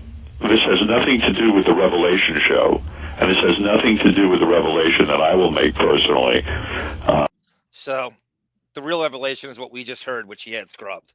To me, that's the whole revelation. Yeah. So that's the first time he's ever allowed on Sirius, and we're making our way here. And now I'm going to play. Also, what a boring first appearance on Sirius. Like it's just housekeeping admin talk. It's nothing exciting at all. Yeah, does that make you want to tune in, everyone? Does that remotely make you want to tune in any way, shape, or form? Don Buchwald. Like a weather report. Already. Good. Gary plots Howard's gift. Caller calls out Friday. Buchwald discussion. Saw that already. Okay. So here is, we're making our way to Chauncey. We find out, goes on the Neil Cavuto show on Fox, and he says Neil Cavuto is like one of the is kind of a bit of a unicorn on the current Fox channel, and him and Brett Baer, I think, are the only two people that kind of call it both ways. They're not a Roger Ailes stooge puppet, right? And Cavuto with a great hard hitting interview with this fucking swamp thing from Louisiana, Kennedy, this senator, total piece of shit. And Cavuto fucking roughed him up, defending my Nubian queen, Kamala. Here we go. So this is Chauncey outing Howard's motivations to move to Sirius, that it was all a big con and scam. And it's in the paper, and Chauncey burns Howard again. Good morning, everybody. Welcome to week 3 and here on Sirius. So they're 3 weeks in. So they're in, let's call this January fucking 20-something. January 28th. I don't know. January Who 26th. Is what is the name above the V at the top of the doc? Is it CBS versus Howard Stern Production? United States of America, the Howard Stern Production Company, they're Howard Stern defendants. So they're the defendants, and CBS is suing him. Is the right? Okay, got it. It cuts off. So CBS is above the V, and it cuts off in the document. Radio. I have a policy of not talking about Chauncey Hayden, who used to call into our show all the time. Yeah. But I might have to break that rule just to talk about what a horse's ass he is. Do you really have a policy? I didn't know you had that policy. I don't really have a formal policy. Now, a whole other show we're going to do that's definitely constitutes a full show is when Howard blew off Gary's dad's funeral. It's when my original channels on YouTube when I made the compilations. That was my first, second, or third one I ever made. And it's made the rounds, and people have lifted it and used it on their own channels. And it was something like, I think it's just called Howard Blows Off Gary's Dad's Funeral Saga. And it's like 2.5 hours. And Chauncey hits him there, and that comes on later. That actually takes place months after this, September of 2006. And then I also I was proud of, is the Howard and Beth Dine and Dash Gary's dinner party. Oh, the dinner party. 2007. Yeah, that's a good one too to do. That was By the way, third compilation I made. To address this comment, Howard is not as dumb as you guys think because he checks with his lawyers and he spins his yarn. I think he's an idiot savant. I agree with you. I think that he only has one sort of obsession, which is to, and I'm going to use it again, is to quiet quit everything. Yes. Is to quiet quits his friends. He quiet quits his family. Yeah. He quiet quits his friends. Yes. Yes. It's been a life of accruing the most resources that a human could ever need 1,000 times over without being noticed for doing it, even nefariously. And no or accountability. No accountability and no pushback. Yep. He hides behind. Well, that's how he's smart. Andrew Jenkins, if he's good at anything, it is hiding behind his team of retainer lawyers and Don Buchwald and anything. Exactly. If he's good at one thing, it's that to use them in every situation.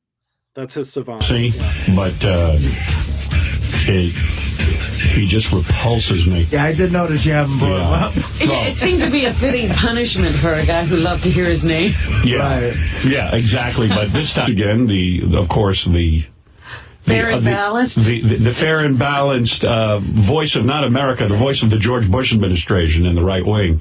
Howard's now become anti the Bush administration, which he was the biggest armchair warrior, stolen valor, pussy after 9/11. And now, because he thinks in a way to sell Sirius, he is now anti-George Bush and the Bush administration because he has this fake battle with the FCC and Clear Channel to sell subscriptions. And that was crap because nobody censors more than Howard himself, whether he's censoring himself or other people behind the back to Karmazin, whether it's Opie and Anthony or anybody else who mentions his name. Also, if I remember, like, what was that guy, Joel Hollander or something? Yeah. Like, when Howard lost a bunch of markets, I think Joel went out and got him 9 more, in that period where he was quote. He didn't lose a cent. He got his money. Howard didn't lose one thing. Every fine is paid off by them. They lose the market. He's not losing money. That his contract is ironclad. It doesn't matter. They're going to get it anyway. You're absolutely right. Yeah. Howard Stern is leaving Sirius Satellite Radio. Now, so now the story more from I'm being censored that I'm leaving. So Neil Cavuto, who I used to have some respect for, but is clearly insane, has a Howard Stern expert on named Chauncey Hayden. Oh, Chauncey my Hayden, God. Let's clarify who Chauncey Hayden is. Chauncey Hayden is not a Howard Stern expert. Guys, we easily could get. You want to get Chauncey on? Yeah. Again, that would be great. He's such an underutilized font of ball busting, impish. I mean, you found his daughter. It's the least you could do. I know. No, we got him on. We had him on Gunk a bunch of times. I know. He's been there for you. It's Chauncey Hayden barely knows me. He knows me from listening to me on the radio, and we've had him on the show many, many times.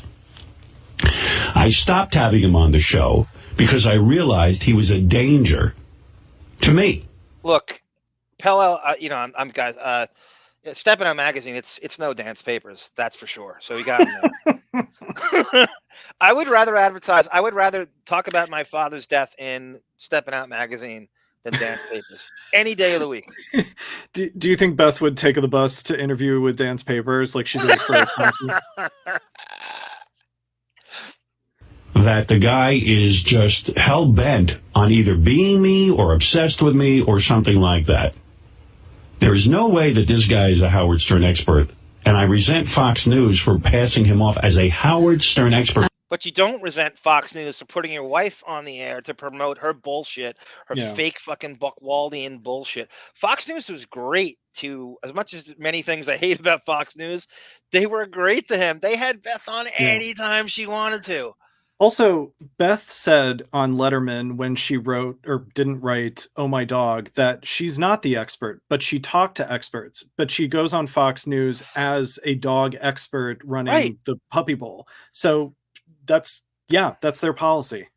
And if you're these yentas watching Rachel Ray and Regis and Kelly Couric. Michael and whatever, and all these shit, all these daytime shows, you're watching Howard Stern's.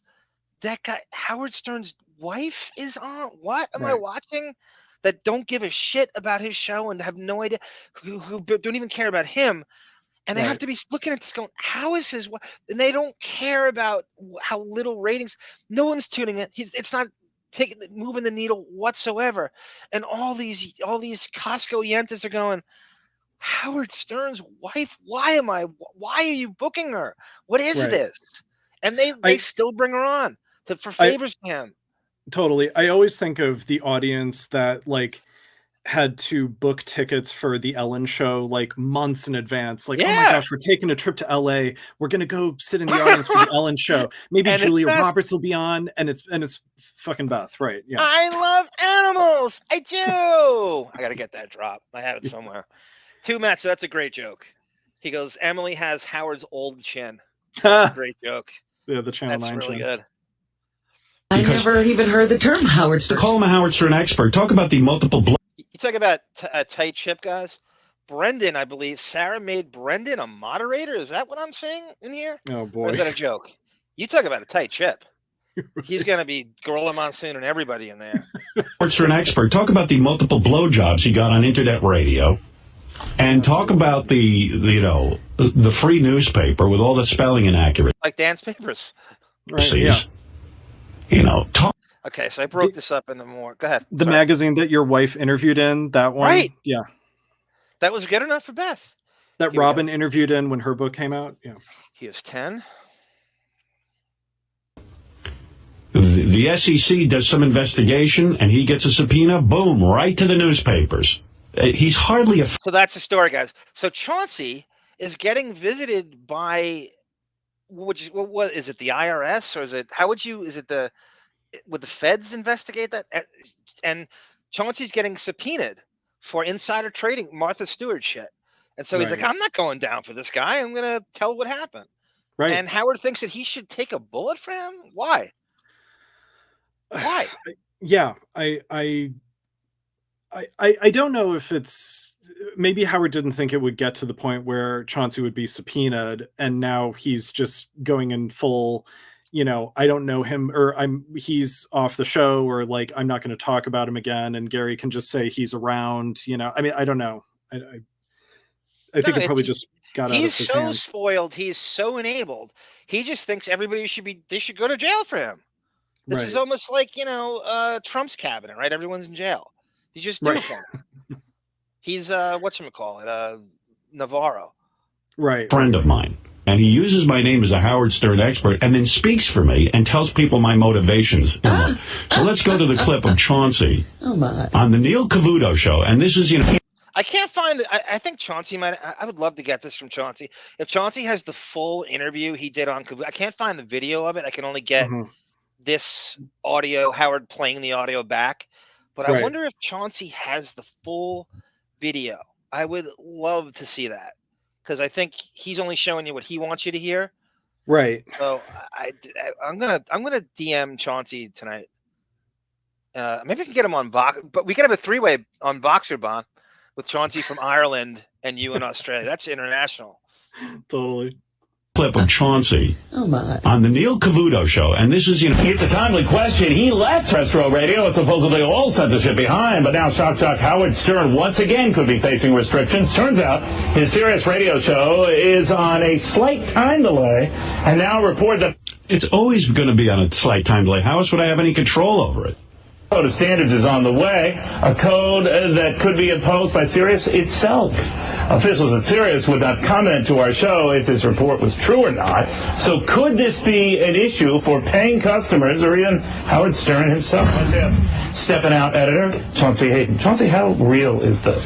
It's very real. And I'll tell you what, as a subscriber... Now that's a true broadcasting pro. Neil Cavuto just goes with a straight face, didn't laugh. Stepping out editor, Chauncey Hayden. And he just didn't laugh, didn't chuckle, nothing. Just plowed right through. We all know what stepping out is. Right. I saw Neil Cavuto at a gas station in Bohemia, Long Island on Vets Highway. And I was too late, so I couldn't flag him down. I got into the gas station. He was getting into his convertible. His license plate said Cavuto on it. Cavuto. And he had a nice convertible and he took off. It was like right in the middle of the summer. He must have been coming back from the Hamptons or something, but he was getting gas at a gas station on Vets Highway in Bohemia. And I go, God damn it. I look down and I see Cavuto on his license plate. Was there any indication that he was a Howard crony before this interview, Neil Cavuto? No, he's just sort of like there's a lot of guys in broadcasting who kind of liked Howard, and Fox News was as good to Howard as anybody was back then. They'd have him on anytime he wanted. They defended him all the time. And go ahead. I remember from a Beth show, like you talked to someone who worked at Fox News and asked them, like, why are you having Beth on all the time? And Yeah, they said, like, they that's thought it was Brian good Brian for Kilmeade. Brian Kilmeade. I was Kilmeade, reffing a right? basketball game. His daughter was in the basketball game. He was in the crowd, and there was a delay. And I stopped during the delay, and I started talking to him about having Beth on. He goes, like, yeah, we did. He's got his Howard shits on us now. We did his wife on when nobody else wanted her on, and we did him a favor. And he used to talk good about us, but just I don't know. We had nothing to gain by having his wife on. Right. And yeah, it was Brian Kilmeade. This was God, 2018. Okay. I want to say, and he was in the crowd with his nice guy. He did the book. I had him twice, and he did the goddamn scorebook. He did, he took fouls and score for his team. And I talked to him that as well. And he's a really nice guy.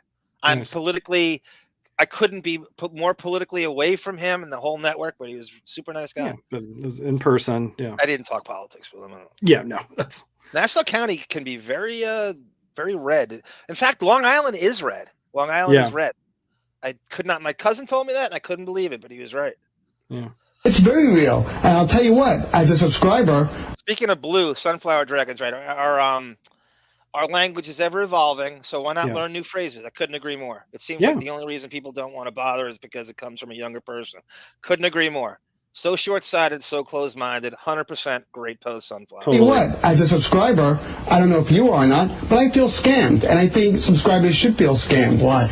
They got everyone into a big room. Howard spent a year marketing Sirius as No, Chauncey. 2 years. 2 years. Good, but this rant's great so far. He's spot on with everything he's saying. Sirius as uncensored radio, commercial-free radio. They get us all together in a room, they close the doors, and then they change the rules. It's not right. There's something so... It's called bait and switch, Chauncey. That's what that's called. He's absolutely right. And then they change the rules. It's not right. There's something... This is what's called arguing with tapes, by the way, when I coined that on Radio Gunk. This is the very personification of arguing with tapes. Shadowboxing. Have Chauncey on. Why don't you have him on? Rules. It's not right. There's something so... They get us all together in a room. No one ever said there wasn't going to be commercials. I said there's no commercials on the music, and the talk has some commercials. It'll be a much lighter load. Unethical about this that it's making me sick, and it should make subscribers What would be sick. wrong if Sirius was setting some standards? Zoe Q. Howard used to be a trailblazer, not a Portland trail, not a Clyde Drexler, but a trailblazer. Yeah. And Black-quiesce. Crazy Robin coined Black-quiesce when talking about Obama to the mainstream. That's well said, Zoe Q. It's a strange name, right? Zoe Q. I think it's less about it's less about mainstream and just it's a cash grab. I mean that's everything is a cash grab with him. Yes. Right. It's not the longitude of pop culture acceptance. It's the latitude of money. That's what he's going after. If you drop a Tropic of Capricorn on me, I'm hanging up. I'm ending the show. Just kick me out of the show. Longitude and latitude. Where are we going next? Tropic of Cancer? Look at this guy. Humping the equator like we're on Ecuador or something.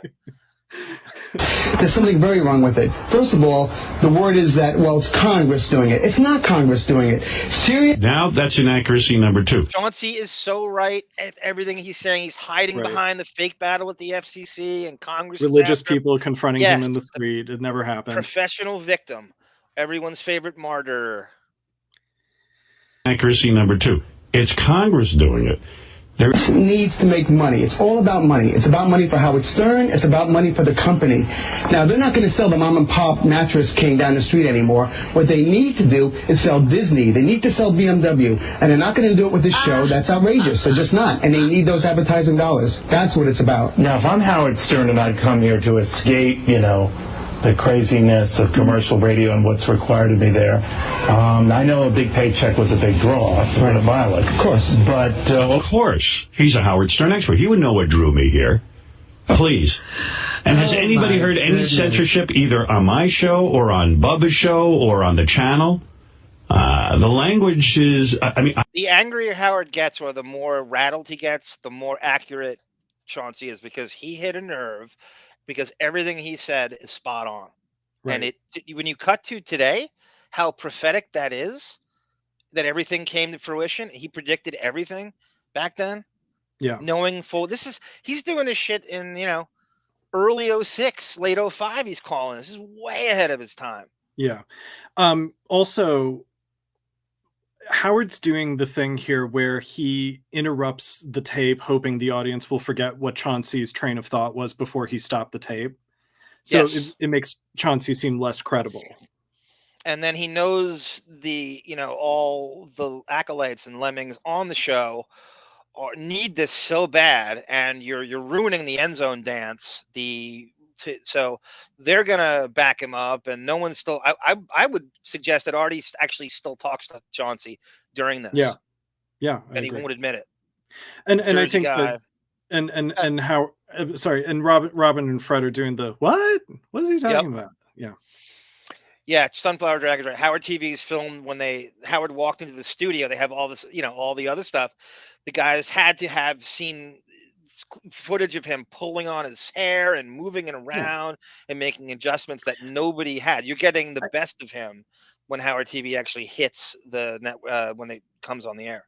I mean, he's a human being. He's going to touch his head is going to get itchy at some point. He must scratch his head, and you see that wig, twirling like a ball gown, Especially if he's not, well, I mean, you wouldn't wash it, right? So it would be itchy anyway. Like the netting, you'd be scratching it all the time.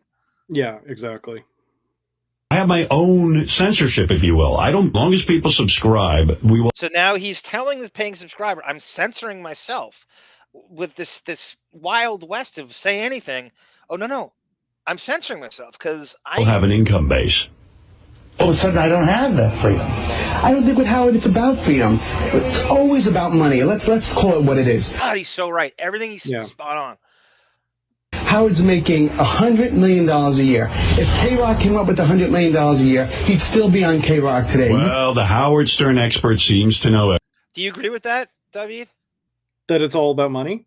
If CBS came to him with $100 million. Yeah. And they had a bidding war for him and CBS went out, he would stay with terrestrial. Of course. Yeah. I mean, Howard's talent is that he can sort of work both sides of the argument. If he can make anything work in his favor, even if it's the opposite of what he said a year ago, so here's the problem though, David. Here's the problem. Yeah. He wouldn't go to CBS, Chauncey, because CBS would not give him the vacation solution schedule, because when you're dealing with terrestrial, there's now a shot in hell. They're giving him Fridays off and work only 30% of the year. There's no way they're going along with that. That's why he wouldn't go. And it does lead me to think, and this, we don't have to get off on this, but like, why he didn't just retire. Like, what, I don't understand. I mean, I get that there's more money to make and he got $350 million from doing this Sirius move, but if CBS did offer him a competing bid that was more favorable, but he couldn't get the schedule that he wanted. Yeah.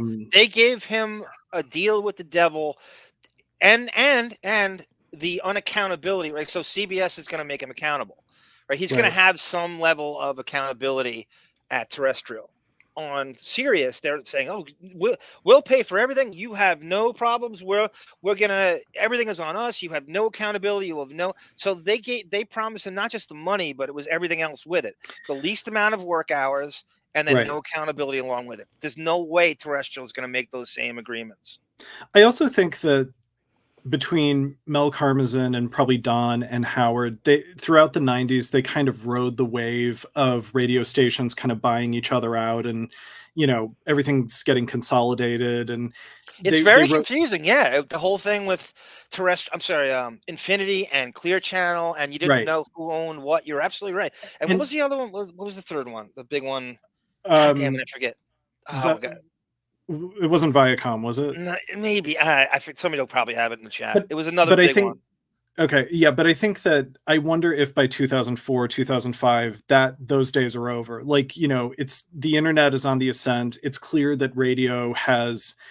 It's like what's happening with the movie studios now. They're all consolidating because they're unable to put out a product that is as compelling as what YouTubers that you watch. So I wonder if they'd come to the end of that gravy train ride, and Howard is just looking for the next payday. And even though Sirius, Sirius offered him, as you say, this deal with the devil, but I don't think CBS could have offered that, just because I really think the consolidating of radio divisions had probably kind of come to an end, and there was no more upward mobility with that money-wise. He's afraid of new technology. He's afraid of message boards. He's afraid of all that stuff. He has to know if it meant more money, he would miraculously not be afraid of it. He would gain the courage to grapple with the new stuff. But as long as it doesn't lead to more money, he's afraid of it, because it doesn't really, there's nothing in it for him. He did grasp when it was stilettos and Starmates and Radio Raheem boomboxes. That new technology was okay because he got a cut of the hardware.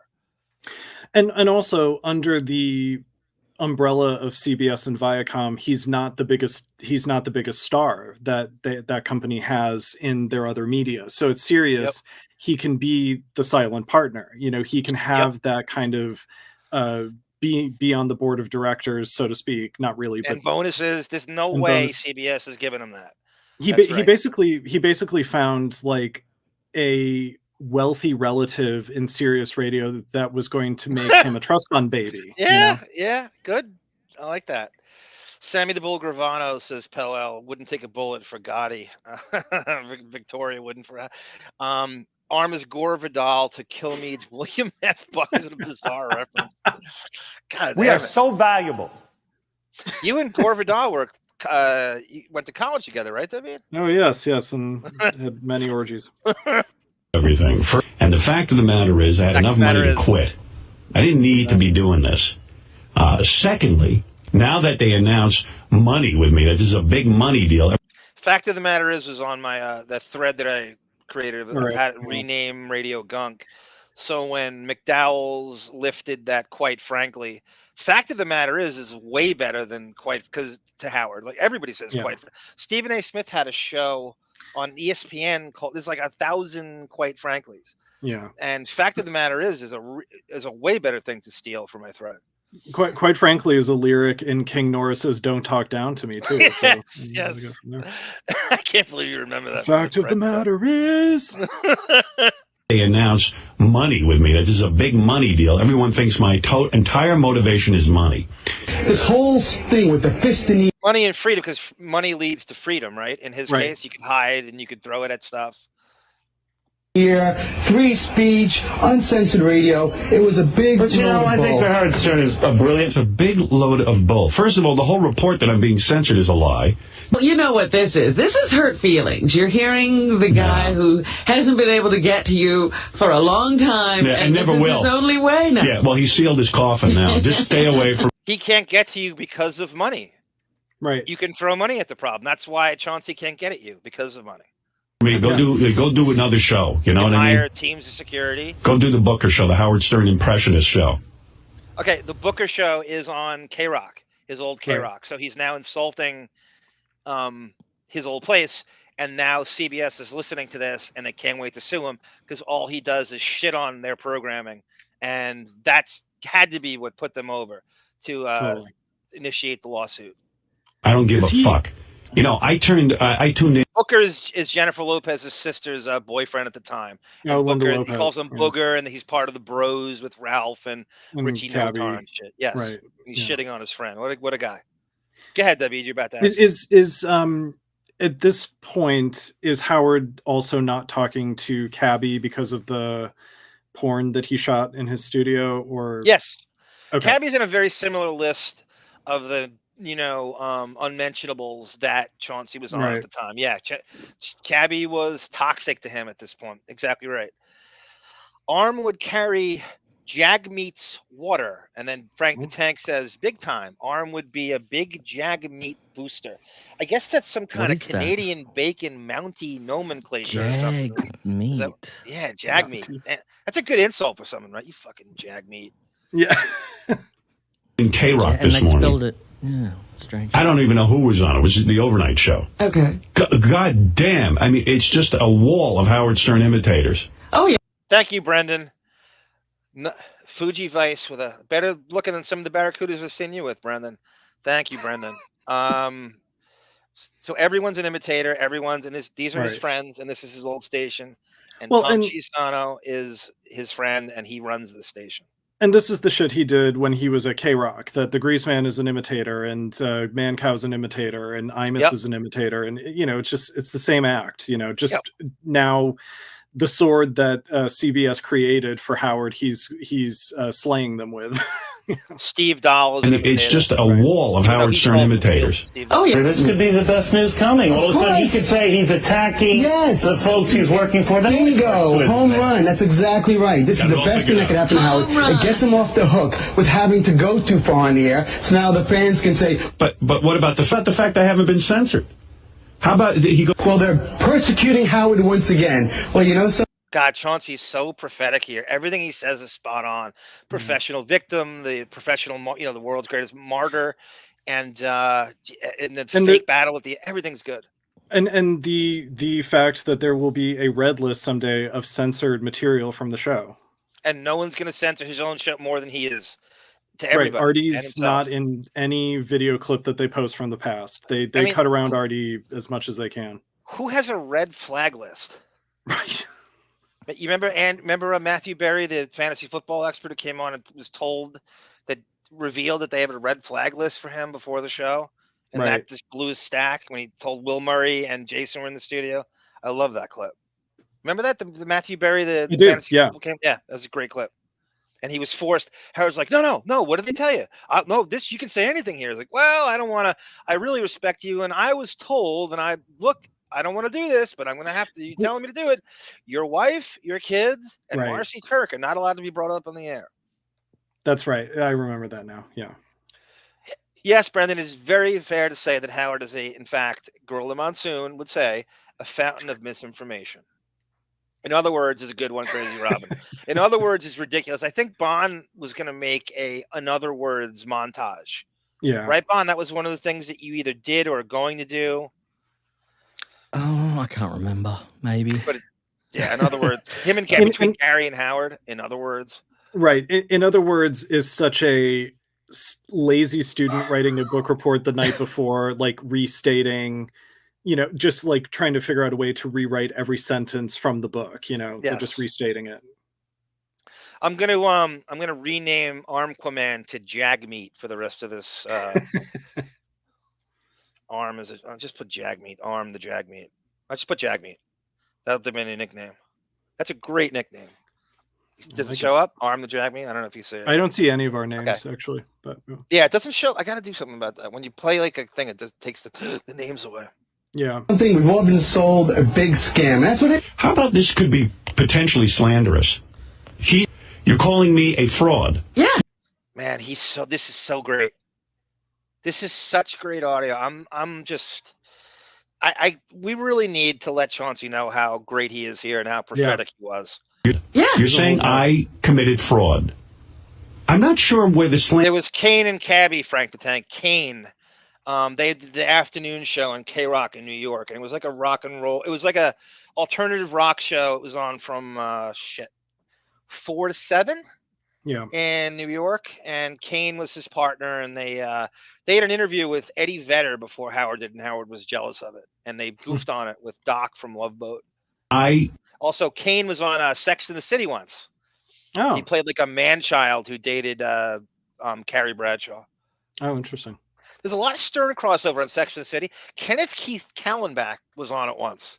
He played the roommate. Yeah, he played the roommate of a guy that Carrie was dating, and he walked out. They were having like a one-night stand, and he walked out to go to the bathroom. He just gives him this stoner face, and then walked back into his room. God, I wonder what Gen X producer on that show was trying to siphon off of the Howard universe. That's Craig Gass, Cunnilingus on Cynthia Nixon. That's right. There's another one. You're saying I committed fraud. I'm not sure where the slander and libel lies in that. It's a scam. Are you saying his I've listened to the show a couple of times since coming to Sirius, and it's very similar to the show he had before. Of course. So what changed? Of course. Every answer is of course. I have all the back office radios, Pell-El. a lot. Not everybody does, but they're out there. We can definitely do something on Back Office Radio, right? Oh, that'd be great.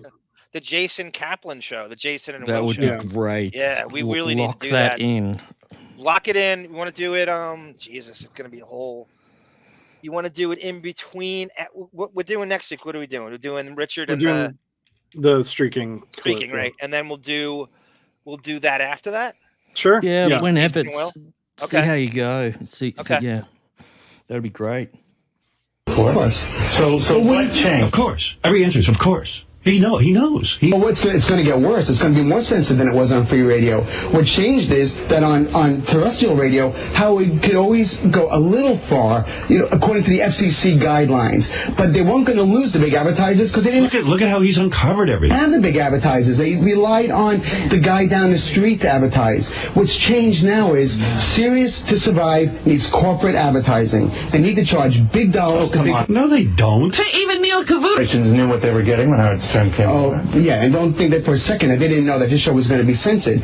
Isn't it odd that 2 weeks after he's on the air, 2 weeks after we all sign on, the rules change? But you don't. The rules we haven't all changed. sign on. The rules swear on a. That's called bait and switch, Chauncey. You're right on the money. Everything changed. He took it away. Whether it's a news reporting on him and a $14,000 bracelet. Or shows on it, or him doing Fridays. That is exactly right, Chauncey. 100%. Or them coming on their ISDN lines to just do a show for the fuck of it. Yeah, we'll pop on, right? We'll just get the urge. We'll just pop on. We'll just fire up the mics and do a show.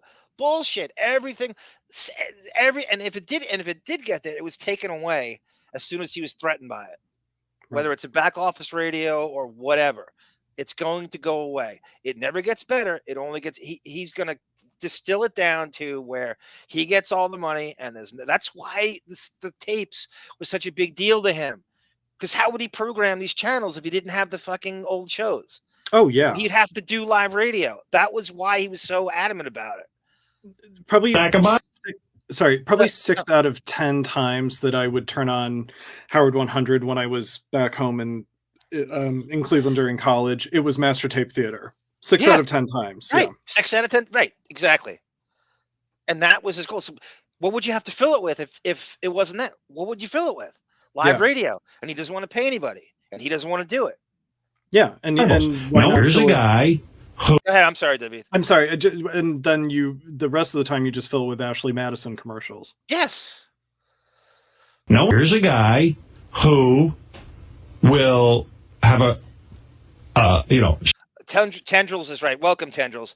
Howard goes right to the slander thing because he knows he has it's like anything else. You hear about lawsuits now, and I really learned a lot about just doing the Depp trial and learned a lot about from John O'Reilly and the Sunflower Dragons and Frank the Tank, how you can just drain somebody if you have more money than them in the courts. Right. You could just out money them, like you just delay it, and the person you're fighting just can't keep up with the money that you have to keep lawyers around, and you can just outlast them. Monetarily, legally, I never knew that stuff.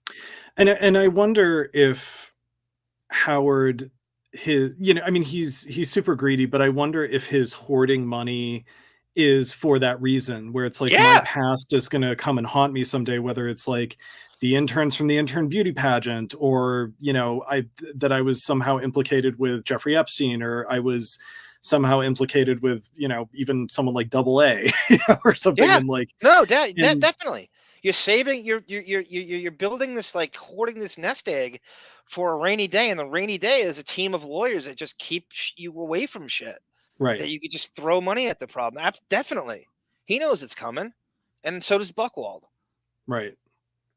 Every guy with money is a target to get sued, and that's his biggest nightmare. He supposed relationship with me, gets a subpoena, doesn't call me, he doesn't say what's going on. He has to find out what's going on by contacting the New York Post or the Daily News. A lot of people who hate this guy. Yeah. And there are a lot of... G. Canada, that's funny. He says, Howard's more gay than sex. There's a clip I never got to play on Radio Gunk, and it was Donald Trump saving Howard from having to wait for his car to get picked up. So there was a Sex and the City premiere, and it was all New York celebrities went there, and Trump was one of the biggest ones back then. And they went, and Howard brought his daughter to the Sex and the City premiere, the film. and the car wasn't perfectly waiting for him, and he got terrified that he'd have to wait with civilians on this line. And he, by the way, he could easily walk home. The Millennium Towers, I did the math, is an eighth. I'm sorry, a quarter. I'm sorry, a half a mile away from where this theater was. So he easily could have walked. Of course he can't do that. Oh, how could you possibly? So he's terrified. He has to wait with civilians for the limo they can't get to pick them up. You know, this line of cars they always have for celebrities. So Trump pulls up in his limo and offers Howard and Beth a ride back to the Millennium Towers. And he gets him out of this having to wait with commoners. And they're not commoners, they're all celebrities too. That must have been a fun 47-second drive for Howard and Beth. Yeah, it's exactly. It was 2 minutes. Yes. Right. You probably, in some ways in New York, you can walk faster than the car could get there. Often that is true. Yeah. A lot of powerful figures in the Christian right, the Republican Party, far right, who would love to censor him. And it doesn't seem inconceivable to me to hear them say, all right, we've got to put limitations on satellite radio, just as we did with cable television and that sort of thing. The rules are different on satellite. It's not the same rules. Well, I know that, but it's not a gimme. They'll always be different. No, not always, but we're talking about right now, here and now. And here and now, I think Sirius counted up the subscribers. They realized how much money they're going to be making this next year, because it's a year contract to sign on, and they realized that to really make it, to pay these outrageous salaries. It's a year contract to sign on. Is it a year contract? Isn't it month to month? Yeah, okay. They're going to have more income. Where's it going to do you come? buy that that's the reason why Sirius stock has suffered? That Howard's big comeback there was, isn't it a month to month? Like you know exactly what he means. Most people are signing up for a year. No one's going month to month. Exactly. That's Howard's big fucking pushback on him. Oh, you got him, Howard. You got him. Maybe the payout isn't going to be there. Yes, of course. It's horrifying to investors. Should be. Should absolutely be. Now he's a financial expert. This is a guy living in Jersey running a free newspaper. Vudo is listening. That your wife needed to take a bus to get because you wouldn't drive her. Right. Also, Howard's doing the Gary thing of like, well, what do you do? You know, like he's not addressing the allegations. He's just criticizing Chauncey's intelligence. That's how you know you're getting pummeled, when you resort to the "what do you do for a living" shit. You're absolutely right. I doubt it, but if he's listening, I don't know who's listening to this thing, but you know what? Why don't you give me a call? Let's discuss your sources. No, put him on, Howard. Never did the show again. Chauncey had never done. This is it. He'd never done the show. 2005 was the last time he did it. Yeah. It's competitive. Say it again? It's competitive. Of course, it's very competitive. I mean, Sirius needs to make a profit, and they're under pressure now with Stern on to do it soon. They need to get the corporate. Let's get with Sirius. Even Cavuto has to cut him off. No, that's what they should do. Okay. You know, what are you going to do? Right. To them, this is only going to get them more subscribers. All right. You're yelling at me and you're scaring me. We'll have more. Yeah. I'm going to run into Cavuto. In fact, I might even send the news department across the street. Aren't they right across the street? Yeah, Fox News is not far from here. They're practically in the same building. Yeah. You know what I'm going to do today? I'm going to go over to Neil Cavuto. He doesn't do that, of course. Right. But Cavuto's a guy. Such a liar. Yeah. God. Cavuto's a guy who puts his name on it, and Cavuto calls him, and that's for next time. And that's our cliffhanger, because Cavuto does call in and defends himself and comes at him pretty nicely. He's just in a very classy way. He's like, no, I had him on, and this is what we. So I'll just tease it. Cavuto goes, no, Howard, we called you 1,000 times. We wanted you to come on to answer to it, but you blew us off, and Buchwald didn't call us. So we reached out for someone who would cover the story, and Chauncey was the best we can get. That's what he told me. We called you. Come on. Right. I love when Howard has a guest on that hasn't been briefed by Gary. Yes. You know. Sarah, yes. So Sarah says plug the Patreon. So yes, Sarah and I recorded Jump Street. We're going on the last episode of season 2 after this. We did this horrible episode that we feel that Depp got out of to do, and it's a road trip between Peter DeLuise and Holly Robinson, and it is so bad. I'm very proud of Sarah for agreeing to do it. And hey, John and Sarah, it's Holly Robinson. Pete, how you doing? She got to do it in her own way, and I think we had a lot of good commentary. I kind of challenged myself to make something out of it, and it's going to be 3 hours and change. I have to do I don't know, David, I have to do a Weintraub to compliment it beforehand. So she just did. And Crazy Robin was supposed to do, and she will do it, the City of Lies commentary. Yeah. And Boff, if you're listening, I gotta ask you about something. And David, you are more than welcome to do the train as well. So that's good. The City of Lies full commentary with Crazy Robin's debut. Yeah. We have Jump Street coming up. I'm putting it together. Have you done the Weintraub segment yet, or you? No, I haven't done it. I haven't done it. Okay.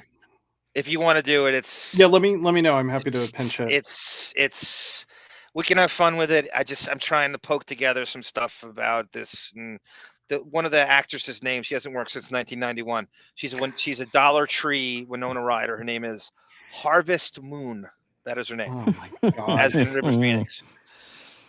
God She damn. takes the road trip, and it's a depthless episode. We feel that he Jennifer Grade his way out of this episode. Right. Jump Street is a curse for character actors. They never work again after like 1993. It is unbelievable how often that happens. Thank you, Philly29, you mensch, you Chi-Town mensch. Sarah's thanking you because I know what that means. Smearing the Sarah, you want to join us next week? We're going to continue this next week, and then after that's done, we'll be done with this. It's fun though. There's a lot of directions to go. I never get tired of this. This is what he's all about. And then we will do the Richard Christie streaking episode, and then we will do the Jason and Will series for Boff. It would be fun. We don't have to. We can, as you said, it's always fun to circle back to the bait and switch. But the CBS press conference that Howard did is always fun. The one where I think he was served with papers, and he did that press conference explaining how We got that. Yeah. That's really how this started from Bon Jovial. Bon Jovi said we got to do that press conference, right? So I'm building to it. Got it. Building. Okay, cool. I'm just sort of making this into slow this build. Yeah, Yes. slow build. Love it. Where it's going. So I had that whole thing, and I didn't remaster it, but I connected it, and I kind of raised the volume, and I have all the things leading up to it in and around it, and I have him pretending to get off the air, and he doesn't tell anybody why, but it's the press conference. Right. So he runs out and he blows off Dave Chappelle, who wants to come on the show. And then he runs to this press conference, and then Dave Chappelle has not been on the show since. And that's 2006. Chappelle hasn't been on the show in 18 years. Wow. Yep. I'm surprised by that. Yes, Pillow. That's the famous Opie and Anthony. It's a great segment on YouTube. They goof on his press conference the whole time. It's exact same one. Yes. Crazy Robin has agreed to do it. I got to go through her agents again. That's not as easy. She might give me a tacit approval, but I got to go with her fucking blasted agents, and they play hardball. You know they do. Bon, anything to plug, guys, for a great job tonight? Anything you want to, David? Anything you want to? No, but I'm just good. Yeah, we're good. I love you guys. I Love you, John. Again, the Patreon, and we're gonna hopefully this will be probably around September. We'll move this to a Friday. Is that all right with you guys? Yeah. Generally should be. Yeah. Friday night. Is that all right? Yeah. Around the same time. Oh man, thanks for the black guy. Hook me up with some coke, yeah? Yeah.